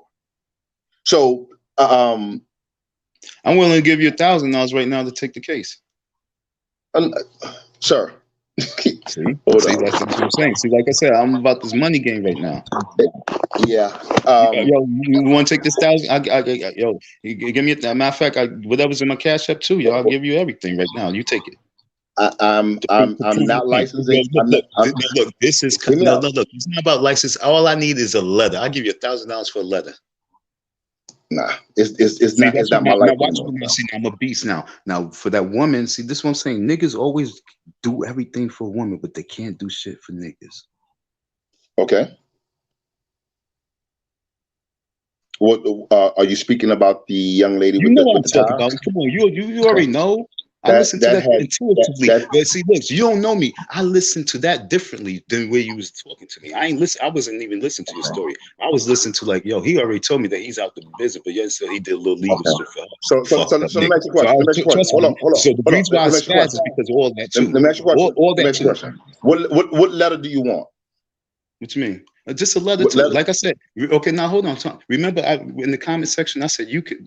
Okay, yeah, I said in the comment, I said you probably can fix the situation yourself, and that's all I was talking about. Just by your communication with him as a donor. I'm asking you, as a donor and a lawyer. What letter? Just what letter? What letter? I'm telling you, as a lawyer, if I hired you as a lawyer, whatever letter that you would send to him in first act, like for example, I gave it about McDonald's when the old lady got burnt up by the cup of coffee. Remember that big case in 1980 something? I think it was. And was that McDonald's or Starbucks? Sure, it was Starbucks. No, it was McDonald's. It was McDonald's in California. Okay, yeah, okay. And the old lady spoke in her lap, and she got burnt up. She had the lawyer send a letter, and they just asked for them to help out with the medical expenses. McDonald's denied it and said, "Yo, we just give you $800," and the medical expenses was $1,000. And so like I said, if I could just get a letter just saying, "What can we do?" Like I said, I'm an ex-lawyer. I'm a supporter. What can we do so we can end it? Mm-hmm. Don, who would you want me to address that letter to? Umar Johnson of the FDMG. Okay. So if I submit a letter to anybody, Umar Johnson, God, it doesn't matter. My license is still not in play. I could renew it, but and it's a process to do that. If I submitted a letter, okay, this is chess. I'm not worried about your. Remember, he had to prove his. Yeah, go ahead. I'm not worried about that. He needs to see that one of his. If I submit a letter to Umar Johnson as your legal representation, if I attach my name to it, I have to attach my bar number. First of all, I'm not licensed to send anything to anybody in any other state other than Louisiana and Mississippi. Now, if your case was in Louisiana or in Mississippi, you might have a leg to stand on, sir. But because your case is not in this jurisdiction, I can't do it. Copy. I ain't talking to you as the lawyer. I'm talking to you as the donor who has a background. The donor to who? To the FDMG. As a donor. And I think that we just had this conversation not that you more than 15 seconds ago. I got you. That you donated more to me than you did to FDMG. In other words, I haven't given anything to FDMG. I feel you. I feel what you're saying. But yet and still, he don't have to know. He don't have to know your dollar value. All you have to do, because see, all he's going to see is that you are a donor who you was at the block party, and you came across the story on YouTube, and you're not trying to represent anything, but you would like to see if you can help bring it to a common ground. So if you get a lawyer to send me something, okay, in regards to what it's about, you know what I'm going to do with that letter? What you going to do with it? I'm going to give it to my lawyer. You know what my lawyer's going to do? What are you going to do? He's going to research the bar number. You know what he's going to do after that? But I ain't saying nothing about bar now. But I'm talking about I'm talking about this a donor, a person So who you support, want me to approach him as a donor? because he never had no donor do this. No, what I'm saying, you want me to approach him as a Listen what donor? I'm saying. Out of the 30, 40, 50, $60,000, 30,000 donors that he have, none of them Mm-hmm. addressed him on this level. Not one. And Gotcha. if I could get one, I'm happy. And if all you can say is I tried, I say I salute you. But if I can't get one You know to what? even just You know what, Don? Don, you know what I'm gonna do? Even though you have severely disrespected me on your show, all right, and I really think that um, I don't think that you really intended to do that, but you let your emotions get in the way of the conversation. I'll consider writing a letter to Umar, but I'm not going to lie to him. I'm going to tell him exactly who I am and my position. And I'm going to explain to him that this is a matter that needs to be resolved. All right? I'll send that to him. I love you. Thank you. I apologize. That's me. And most people who know me from ever, they know that's me. But they know What's you? my emotions. My emotions. That's what makes me Yeah. strong. My Well, emotions. It's the only thing that makes me strong. Because, like I said, I'm in a very weak stage. You have no well, idea. you know, and I believe it or not. And to be a strong person and to be in a weak stage and know they're in weak stage, and the only thing you have is your inner strength like that, and that's what you seen with your father. That's what you live by. And so, like I Yeah. said, many people need certain things. So I just need a little bit of love. Like I said, you saw my shirt, spread love. I'll send messages to people. It's just a little love. Just a little love. But your shirt should say spread patience. Oh no, but yo, look, I have so much patience.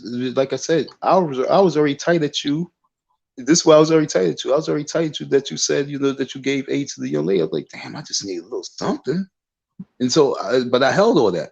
So that was patience, Now, right? what I That mean, wasn't patience. patience, patience, and understanding, bro, are two totally That wasn't different patience. animals. But you weren't patient.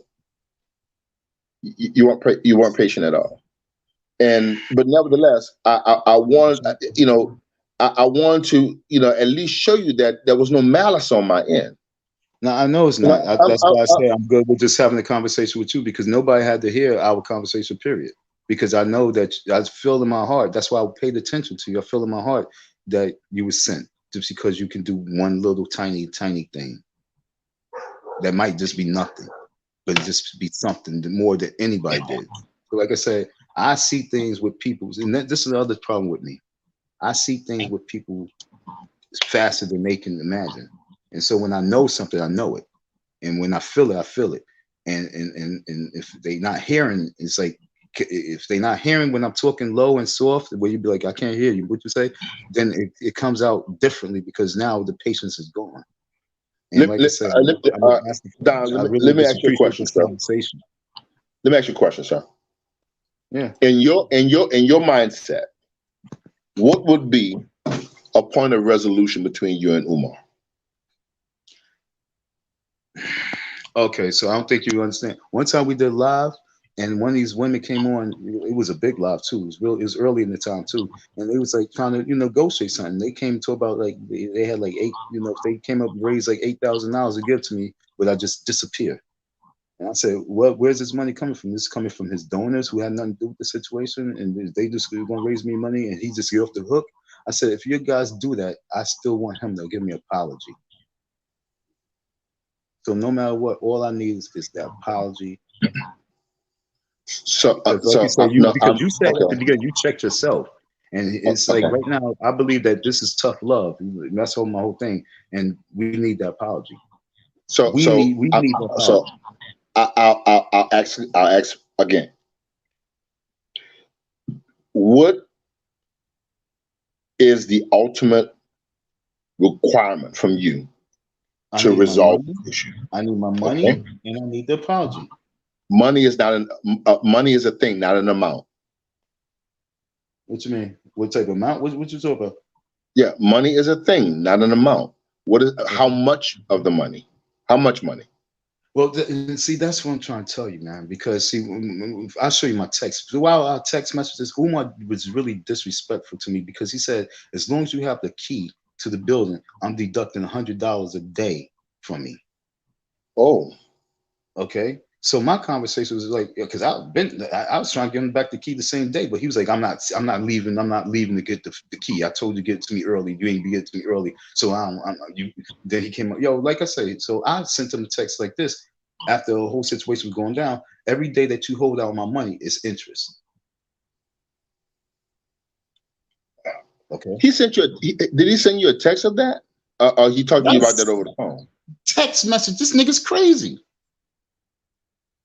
He sent you a text saying that for every day that you have this key, He's gonna deduct $100 from the money. Gotcha. Okay. So like I said, I returned it back to him. So like I said, let's do some math. My money's still not here. Almost 365 days. Okay. So okay. Okay. If you want me to address the gentleman, Yeah, if you want me to address the gentleman, I have to have a hard number. I know.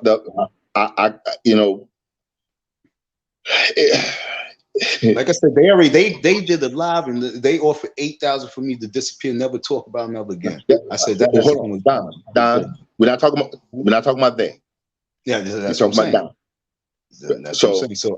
So I'm asking you, give me the number that will make you happy, not what they offered you. What will make you happy? What will make me happy? I'm gonna be really nice. It's been almost 12 months. I'm looking at $5,000 a month. Punitive damage, disrespect. Yo, listen, bro. He passed up my ID to people. He gave information about me. Like I said, he's like, yo, you owe. It's not no game.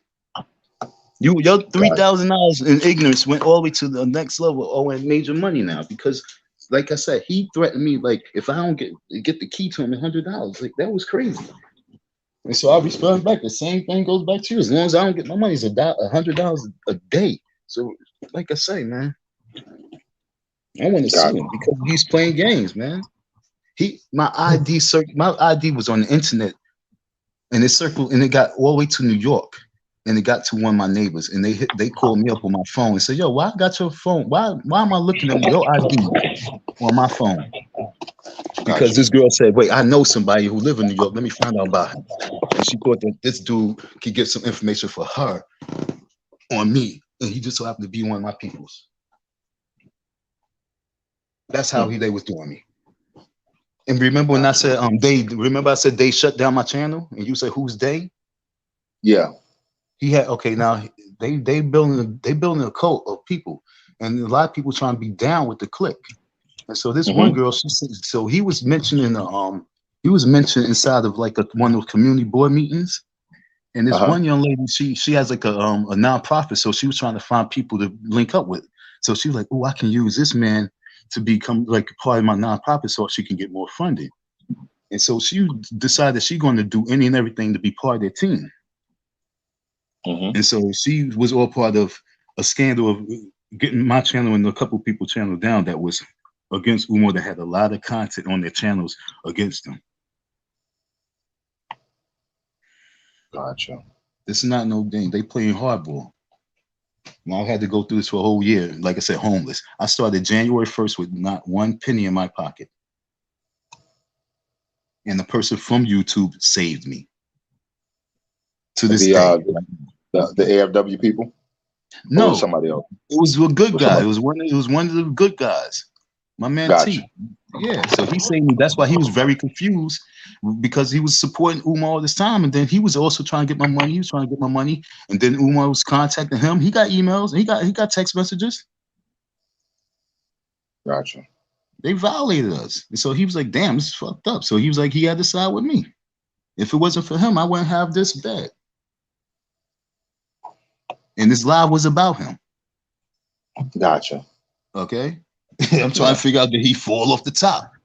Because you should be pumping me and pushing me. This is still content. You got me good, thank you. But right now, don't drop the ball. It's spiritual. I told you at the beginning, T, it's about cutting the head off the dragon because he got a lot of demons around him. It's about, if he's going to try and be this leader, the only way that he can lead is by clearing his path. And like you said, you have to check yourself. He has to check himself. If he has to be checked by us men, he has to be checked. But if no one's checking him, he's going to keep doing this. And that's why the AFWs are so hard, because no one's checking him. Well, I really think that the AFWs, I've kind of looked at their reason for going at Umar Johnson. I think AAS was she was actually the second person. I think the first person was actually someone that he used to work with. But her, yeah, What? it was a guy that he used to work with. That was the first person that kind of opposed his movement. But Anti's her beef with Umar Johnson is that he was parading himself around as a doctor and saying that he had a doctorate. Huh? So she was just hating. Yeah. So that's what the issue. And I think she said it a few times in her lives that she doesn't want anybody perpetrating her profession. Uh-huh. I can understand it. I can. Okay. But if I take that stance against another lawyer, once he proves to me that he is a lawyer, then I'm supposed to leave that issue alone. Yes. So with Lennon, I mean, I just can't. From my understanding, this is never going to end. It's not. And it doesn't matter. He knows it's not. And it doesn't matter how successful or how much he fails, it will never end. I'll put it to you like this. And believe it or not, let me see. What is the title? What is the title of this live I'm on? Are we the group? Okay. All right. Yeah. So now I looked at Jamal Johnson's YouTube channel. Okay. Let me hold on. Wait.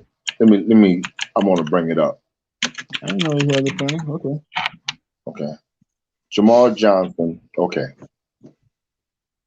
All right. So wait a minute. I don't want to do that. God damn it. Okay.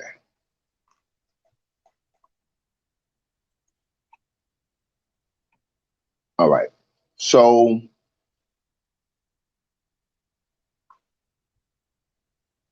I'm going to give you some videos. Now I want you to hear me out. Hear me well. Okay. Mayor Kinney declared gun violence. And something I can't read. Hold on, wait. Yeah, Mayor Kinney declares gun violence an emergency in the city of Philadelphia. 52 views. Stop the gun violence in Philadelphia now. 70 views. Sad, right? All right. Philadelphia Detachment of Marine Corps League. 59 views. Meeting with the Philadelphia Police Commissioner. 80 views. All right. I'm going to keep going. Once I get to Dr. Umar Johnson's response to the Breakfast Club, yeah, I already know. 8,400 views. You see? And but y'all want to see his sector? We can put anything and everything out there, but it's not going to get those views unless you really have Umar.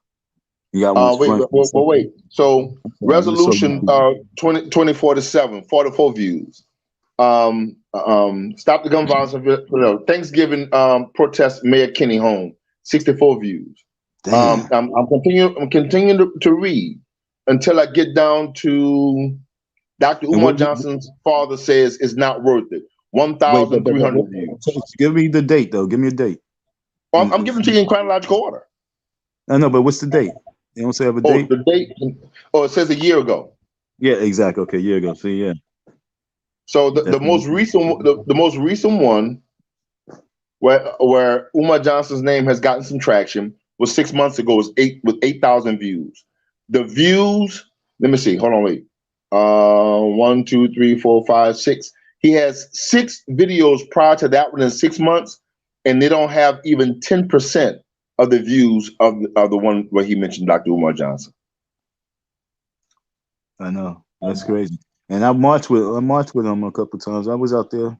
I've been to his protest. So and if you go to, now watch this. Hold on, let me check this out.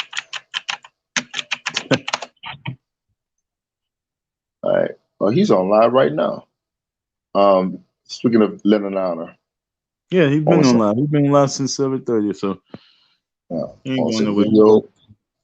Okay. All right, here we go. All right. He has, let me see, 1, 2, 3, 4, 5, 6, 7, 8, 9, 10, 11, 12, 13, 14, 15, 16, 17, 18, 19, 20, 21, 22, 23, 24, 25, 26. 27. I give him to him, right? He gets views. Okay. What are you counting? Huh? What are you counting? I'm counting the videos, the consecutive videos. He gets views. Like, average of like a lot, yeah. But and everything he's doing is on Umar. So wait, hold on, wait. Because I can't even count the shit. Let me see. It's 5 across. 1, 2, 3, 4, 6. 1, 2, 3, 4, 5, 6, 7, 8, 9, 10, 11, 12, 13, 14, 15, 16, 17, 18, 19, 20. That's 20 rows of 6. So that's 120 videos, right? 120 videos, and all of them are about Umar Johnson, and they have better than 20,000 views. He has one video where he talks about live stream change. He got 4,000 views on that one. He has another one about Goonie Goons that has all of his videos that do not include Umar Johnson has less than 8,000 views. Easy. You see? But these boys want to say, who want to talk about Umar Johnson? Who want to like, huh? What you mean? That's so funny. That's what this whole thing is about. He has a video that says, let me see, that was a year ago, that says the corona pandemic, COVID-19, how has it affected you? Now hear me out. Yeah. He has 3,000 views. Damn. Then the very next video is a live video reaction to Make a Change video about Umar Johnson, 26,000 views. Then he has another video right next to that one, after that one, about coronavirus again, and it has 5,000 views. Because he was testing it. When was this now? What year was this? This was last year. A year ago. Exactly. Because they was going at him. They were saying he's over, because this is when they was hitting him. So he was trying to switch it up here and there, but he realized he can't leave Umar. He can't leave Umar. He has Friday Night with Lennon Honor, 1,000 views. Lennon Honor playing a jazz feud, 2,000 views. And then right next to that, bruh. What's right next to it? Oh, shit. What's right there? I had to put my damn glasses on. Yeah. Another one. Oh, no, actually, Botham Jean was right next to it. That was Botham Jean and Amber Geiger. That was 2 years ago. That one got 3,000 views. A white person killed a black man. We got 3,000 views. But right to the left of that, Umar Johnson school scam, 24,000 views. These folks is a joke. This why I be barking. See, you guys understand the reason why I be barking. I don't just be barking because of my situation. I really be barking because I'm really about black power. Like, I'm tired of retards. Like if you think Umar's bad, I'm worse, because if you think that you talk about the eradicating of 10% of the young black boys, how about I feel like we need to eradicate like 60% of a lot of us black folks. Well, I'll tell you this. You know, the president of Africa, of South Africa, has ordered that if you're going to be a minister, you have to do so many hours of, so many years of schooling as a minister before you can become a minister. And he did that because those, if you think Umar Johnson is bad, if you think these poverty pimp preachers are bad, bruh, have you paid attention to what's going on in Africa? No, but I was listening to this minister who saw about that shit. He been going in there and listening to what, yeah, these ministers out there. It's horrible. It's crazy. It's bad, bro. It's but really bad. Where you think he learned from though? He goes there faithfully. Yeah. Okay, that's what I'm saying. Well, he's not no dummy. He's being taught. No, as I said before, brother, when we started this conversation, I know it makes me sad too, bro. I know. I mean, it makes me sad. I know. Best of luck. I don't know. Even though like this shit is for real. This shit makes me sad. I'm going to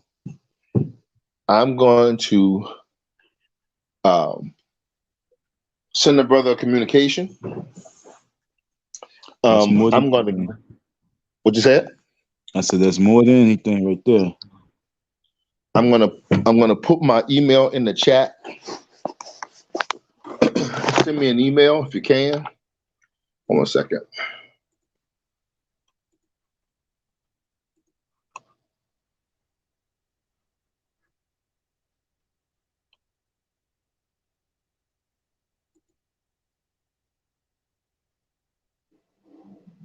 I think I left my email in the comments of your thing. You heard? Huh? I think I left my email in the comments of your thing. I just did it. You heard? Yeah, I just left it a few seconds ago. harrislegal2122@gmail.com. So just shoot me an email. And once I reach out to the gentleman,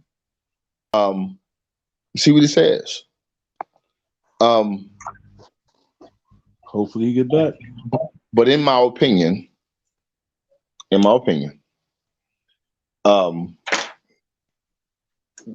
it's going to require legal intervention. So you think he's just going to ignore you? Probably so. I hope not, but you know what I'm saying. And then I hope not. I hope not as well. Okay. I hope he responds. I know, but the sad part of me is like I kind of want him to, just so he can prove to himself to you, for you to be like, what the hell's wrong with him? Because I'm trying to figure it out. So, but I hope he responds though, and I hope he responds the right way. I hope he do. But I don't know though. I thank you dearly on that right there, because like I said, several people. Because okay, for example, there's a dude. His name is Manny. Did you see a dude out there? He was light skinned with two ponytails. Brother, I'm gonna be honest with you. Once I got out there, my eyes was wide open, just paying attention to the festivities. I really wasn't.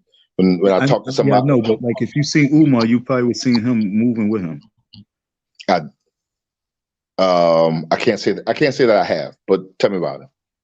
Oh, no, because like he was one of the first individuals who I hit up when everything was happening, and he was, you know, he said that he said, I don't know if he did, but he said he sent him a text, and then he hit me back and said, yo, Umar responded, you know, and then you know he said, then we talked again, and he sent him another text, and then he said, yo, it seems like he's not budging, man, and then he just disappeared. But he came back and sent me another text and said, yo, because I was on YouTube at this time.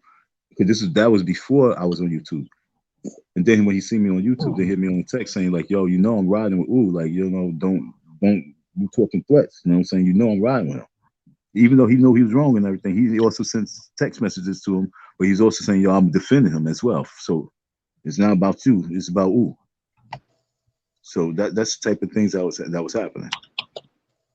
So the last time you had a conversation with Umar Johnson regarding this, what was the last conversation? What was the last part of the conversation that was held? It was through like it was like through third parties. Cause like I pulled up on one of his events, and he was talking to one of my boy T, and he told T, he's talking to T, not even talking to me, but telling TC like, yo, this is what he got to do. This is what he got to do. He got that like that ID's no good, because we went to go get the money. He's like, yo, here's the ID. Like, pay the man the money. So that was like in January. So then like we was having conversations through third parties and fourth parties on live at that. You know, they talking like, yo, I'm on the phone right now, and you know they talking to him because he pays attention. Wow. This is freaking like, yeah, it's like, wow, I swear to life, I'm like, I don't know why he's doing this. Like, what are you risking? He really think I think I don't know what he thought, but he should have known I wasn't on that level because I had the conversation. He should have known. I wasn't no bum. I wasn't no homeless, dusty dude that you want to walk over. So, I don't next know. question. Next question. Mm-hmm. In your lawsuit, are you suing Umar Johnson or are you suing FDMG Academy? Well, that's a good question because on the lawsuit I put Umar Johnson / FDMG Academy. Gotcha. Mm-hmm. That's how I did it. So. Okay. Interesting. Okay. Well. And yo, you want? I'm sorry. Oh, hold on before you go. I served. He got served that day. Was he there on the 10th? You said you got there that Friday. I was at. 10th. Yeah. There was a lot of shit going on. But I think I saw somebody say something about he got served some kind of paperwork on at the festival. I wasn't certain of what paperwork they were talking about. Oh, I think I saw it on somebody's live. Pardon? Oh no, you heard it on the live. Oh no, I thought you, but you was there. You seen a lot of people there that Friday. No. When I went down there, that Friday, they were actually just putting everything up. So it was just the people that they're helping set everything up. He got served that day. That Friday or that Saturday? That Friday. Okay, yeah. I just literally passed through, man. But I went there the night after everything was over with. I'm sorry, the night after everything was over with, and I just sat there and I just enjoyed the environment. Yeah, I mean, I was just in awe at these buildings that people say was shitty and horrible, mm-hmm. and I was just, like I said, I came in initially as a skeptic. I really didn't think anybody was going to show, to be quite honest with you. What? And the way they painted the picture, that's what you really believe? I really didn't think anybody was going to show, bro. I knew that shit was going to be billions, Like I said, what's more interesting is that next year is going to be 3 times as big. Festivals, I know festivals very well, man. I go to them every year. I attend at least 20 festivals every year, believe it or not. Mm-hmm. From Washington State down to, goddamn, we got a festival going on right now that I'm missing in Florida with Boyce Watkins. But I go to festivals all the time. But something, brother, I really think that y'all need a serious mediator. Now, that's what I'm saying. That's where you come in. That's it. But otherwise, it's sad. It would have to be. It would have to be something that would have to happen prior to y'all going to court. I'm not sure if he's going to lawyer up. If he does, believe it or not, that will be to your advantage. But it can be resolved. It can be resolved. If it's something that he just wants to put to rest, it can be resolved. The question of the day is he willing to resolve And that's what you started off you started at the beginning. You had to humble yourself. You had to check, you said you had to check yourself. And that's what I'm saying. He has to learn. This is it. Like you said to me, I need patience. He the same with you. If you said something to him, what would you say about him? He need to check himself. He need, you know what I'm saying? For real. Like the same thing you said about me, patience. What do we need to say Well, about if him? if if if if if if I had to, if I had to hold a conversation with him about this, my question would be: is it worth it? Exactly. That's a good one. Is Umar, is it worth it, man? Because like you said though, you see the festival being 3 times big. I do too. I know it could be big, but I don't think he's really gonna have the school if he keep moving this way. Yeah. Understand what I'm saying? Because look, no matter what, I'm not going nowhere. And I'm gonna keep pushing and pushing and pushing till I find the right person to really help me. He opened up his mouth that he wanna fight Mike Tyson. Hmm. Okay. And I'm saying like this, if Mike Tyson even give him a thought, Mike Tyson need to know about me. Yeah, and my thing, I think he was trolling his ass off, man, and he's throwing something at the wall to see if it's sticking out. I've noticed that he goes on these tangents, man, to troll people, and these motherfuckers bite on it. It's the funniest shit ever. No, but me knowing, but not, but you guys don't know, but behind the scenes, what you guys don't really understand is that this is really what it is. Because, for example, he was trying to figure out how to get these rappers and things like that to really give. So he's been paying attention to us, like the whole sector, and he watched how the sector was moving. And he saw that we was really talking about boxing one another. The sector was going crazy, setting up fights against each other. And so then, as this, Hmm. the Logan boys start making their move in the YouTube sensations, and he been paying attention to us how we move.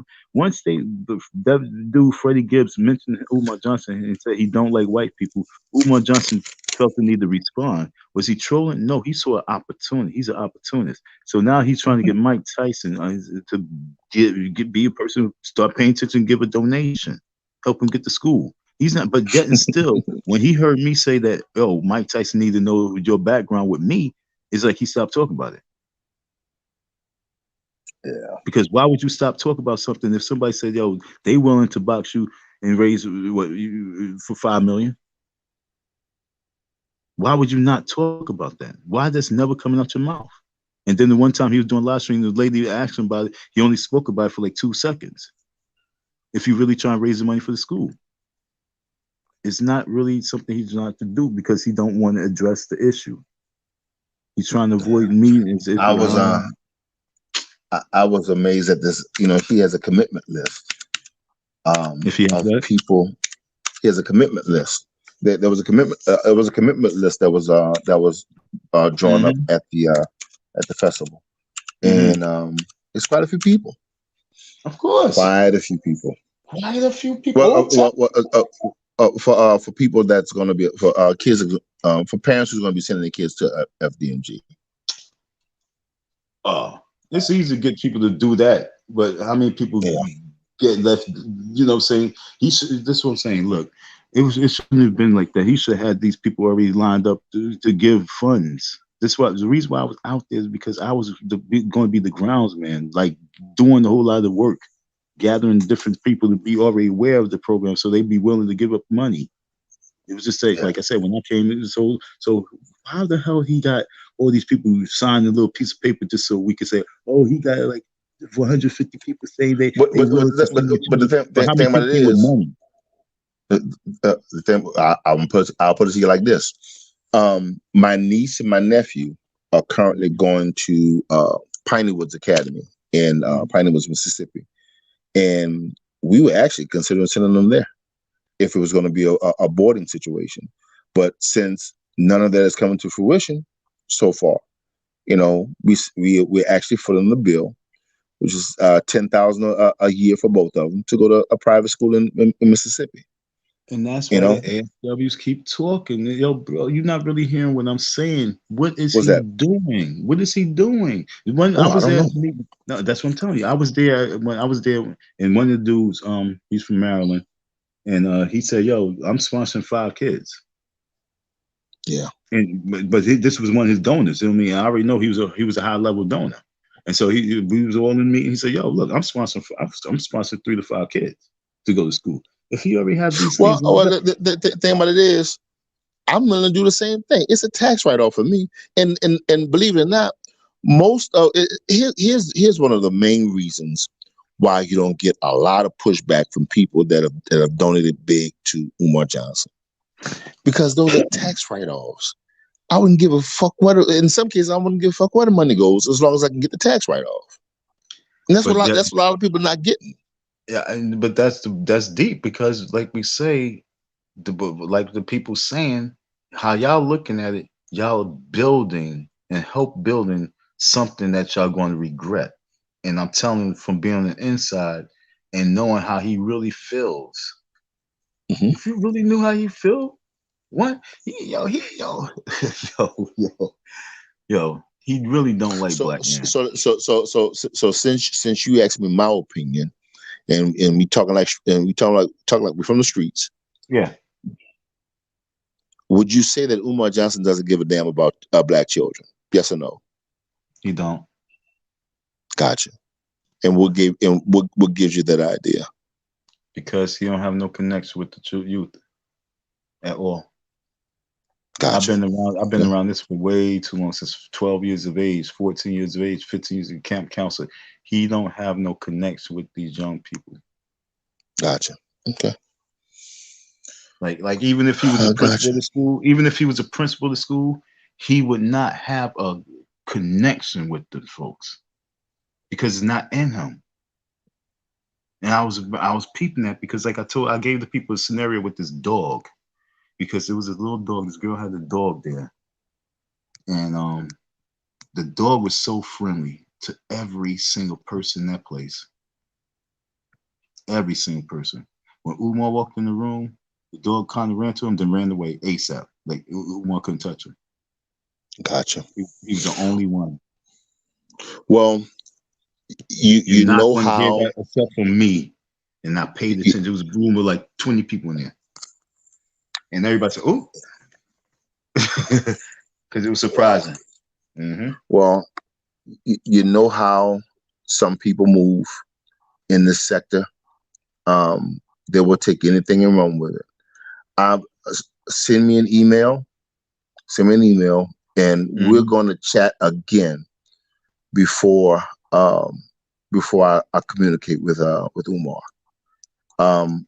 Before I send him any communication, I'm going to pass it by you first, and we'll hold this discussion. I don't need to be doing no live. All I need to do is really connect with you and talk with you. That's why that's my focus right now, folks. But before some idiot takes this live, contacts the bar, and misconstrue that I'm giving you legal advice, delete this live. Oh yeah. Okay. It's done. And we'll confer. You know what? No. Watch this. Let me show you what kind of nigga I am.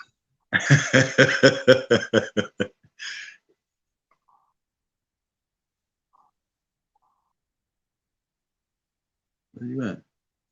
I'm here. Hold on, give me a second. No, I don't see. I don't see it, you know. Hello, Ricky Mickey. What's going on? Gotcha. I need you to do me a favor. I have a gentleman in New York. He has a collection problem with someone, and since you're still licensed, I need you to just submit a letter of collection. It's a debt that has to be paid. So okay, I just need information. Okay. So I'll communicate with you probably Wednesday when I get back from Washington. Okay. And I just need it's a guy up in New York. He really needs some help. So I explained to him I didn't want anybody to misconstrue I'm giving him legal advice and all this other bullshit. But we'll talk more about it. Where are you right now? Okay. Hey, we're still having a pajama party the day after Christmas. So we're not going out, but okay, just give me a heads up. All right. Okay. All right, Nisi. All right. All right. Bye. I can't breathe. I can't breathe. Well, what's wrong? Nah, I just can breathe. Just for you doing that, just show me that you're really serious and you care. Thank you so much. Now I delete. You want me to delete this? Yes, you're gonna have to delete it.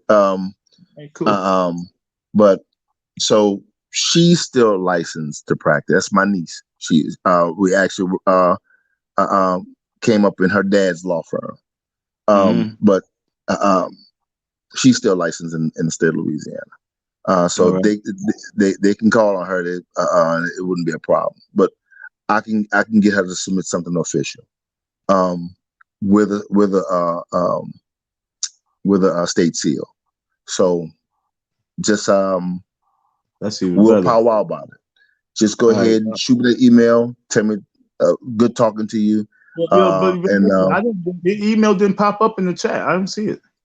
So don't worry about it. It. You see it? I'm looking at it. Yeah. That's Harris Legal 2122@gmail.com.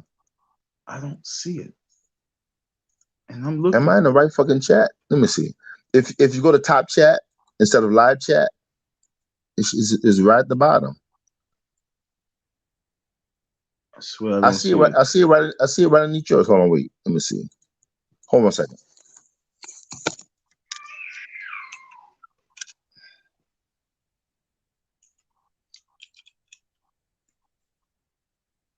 I'm gonna go from top to bottom. I'm putting it on the screen. You're not even there. Don't put it in there. Don't put it in there if you don't need to. Just take mine and hit me. But I don't see it. I want you to be able to copy and paste it.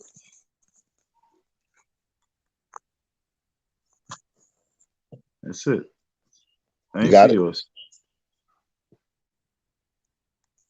Let me see. Here's another. Don't worry about it. Just take mine down. You see mine, right? Yeah, I see yours, but I'm gonna. I don't know why it's not coming up. That's crazy. And I ain't block you. I see you right here. You have moderator? No. I see you right here. You see you on the screen? Oh, you probably don't see you on the screen. You on the screen right here. Hold on, wait. Give me 1 second. That's it.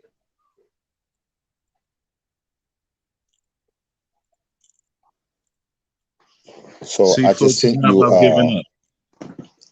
I sent you I just sent you a Cash App for $1, and in the subject line it has the.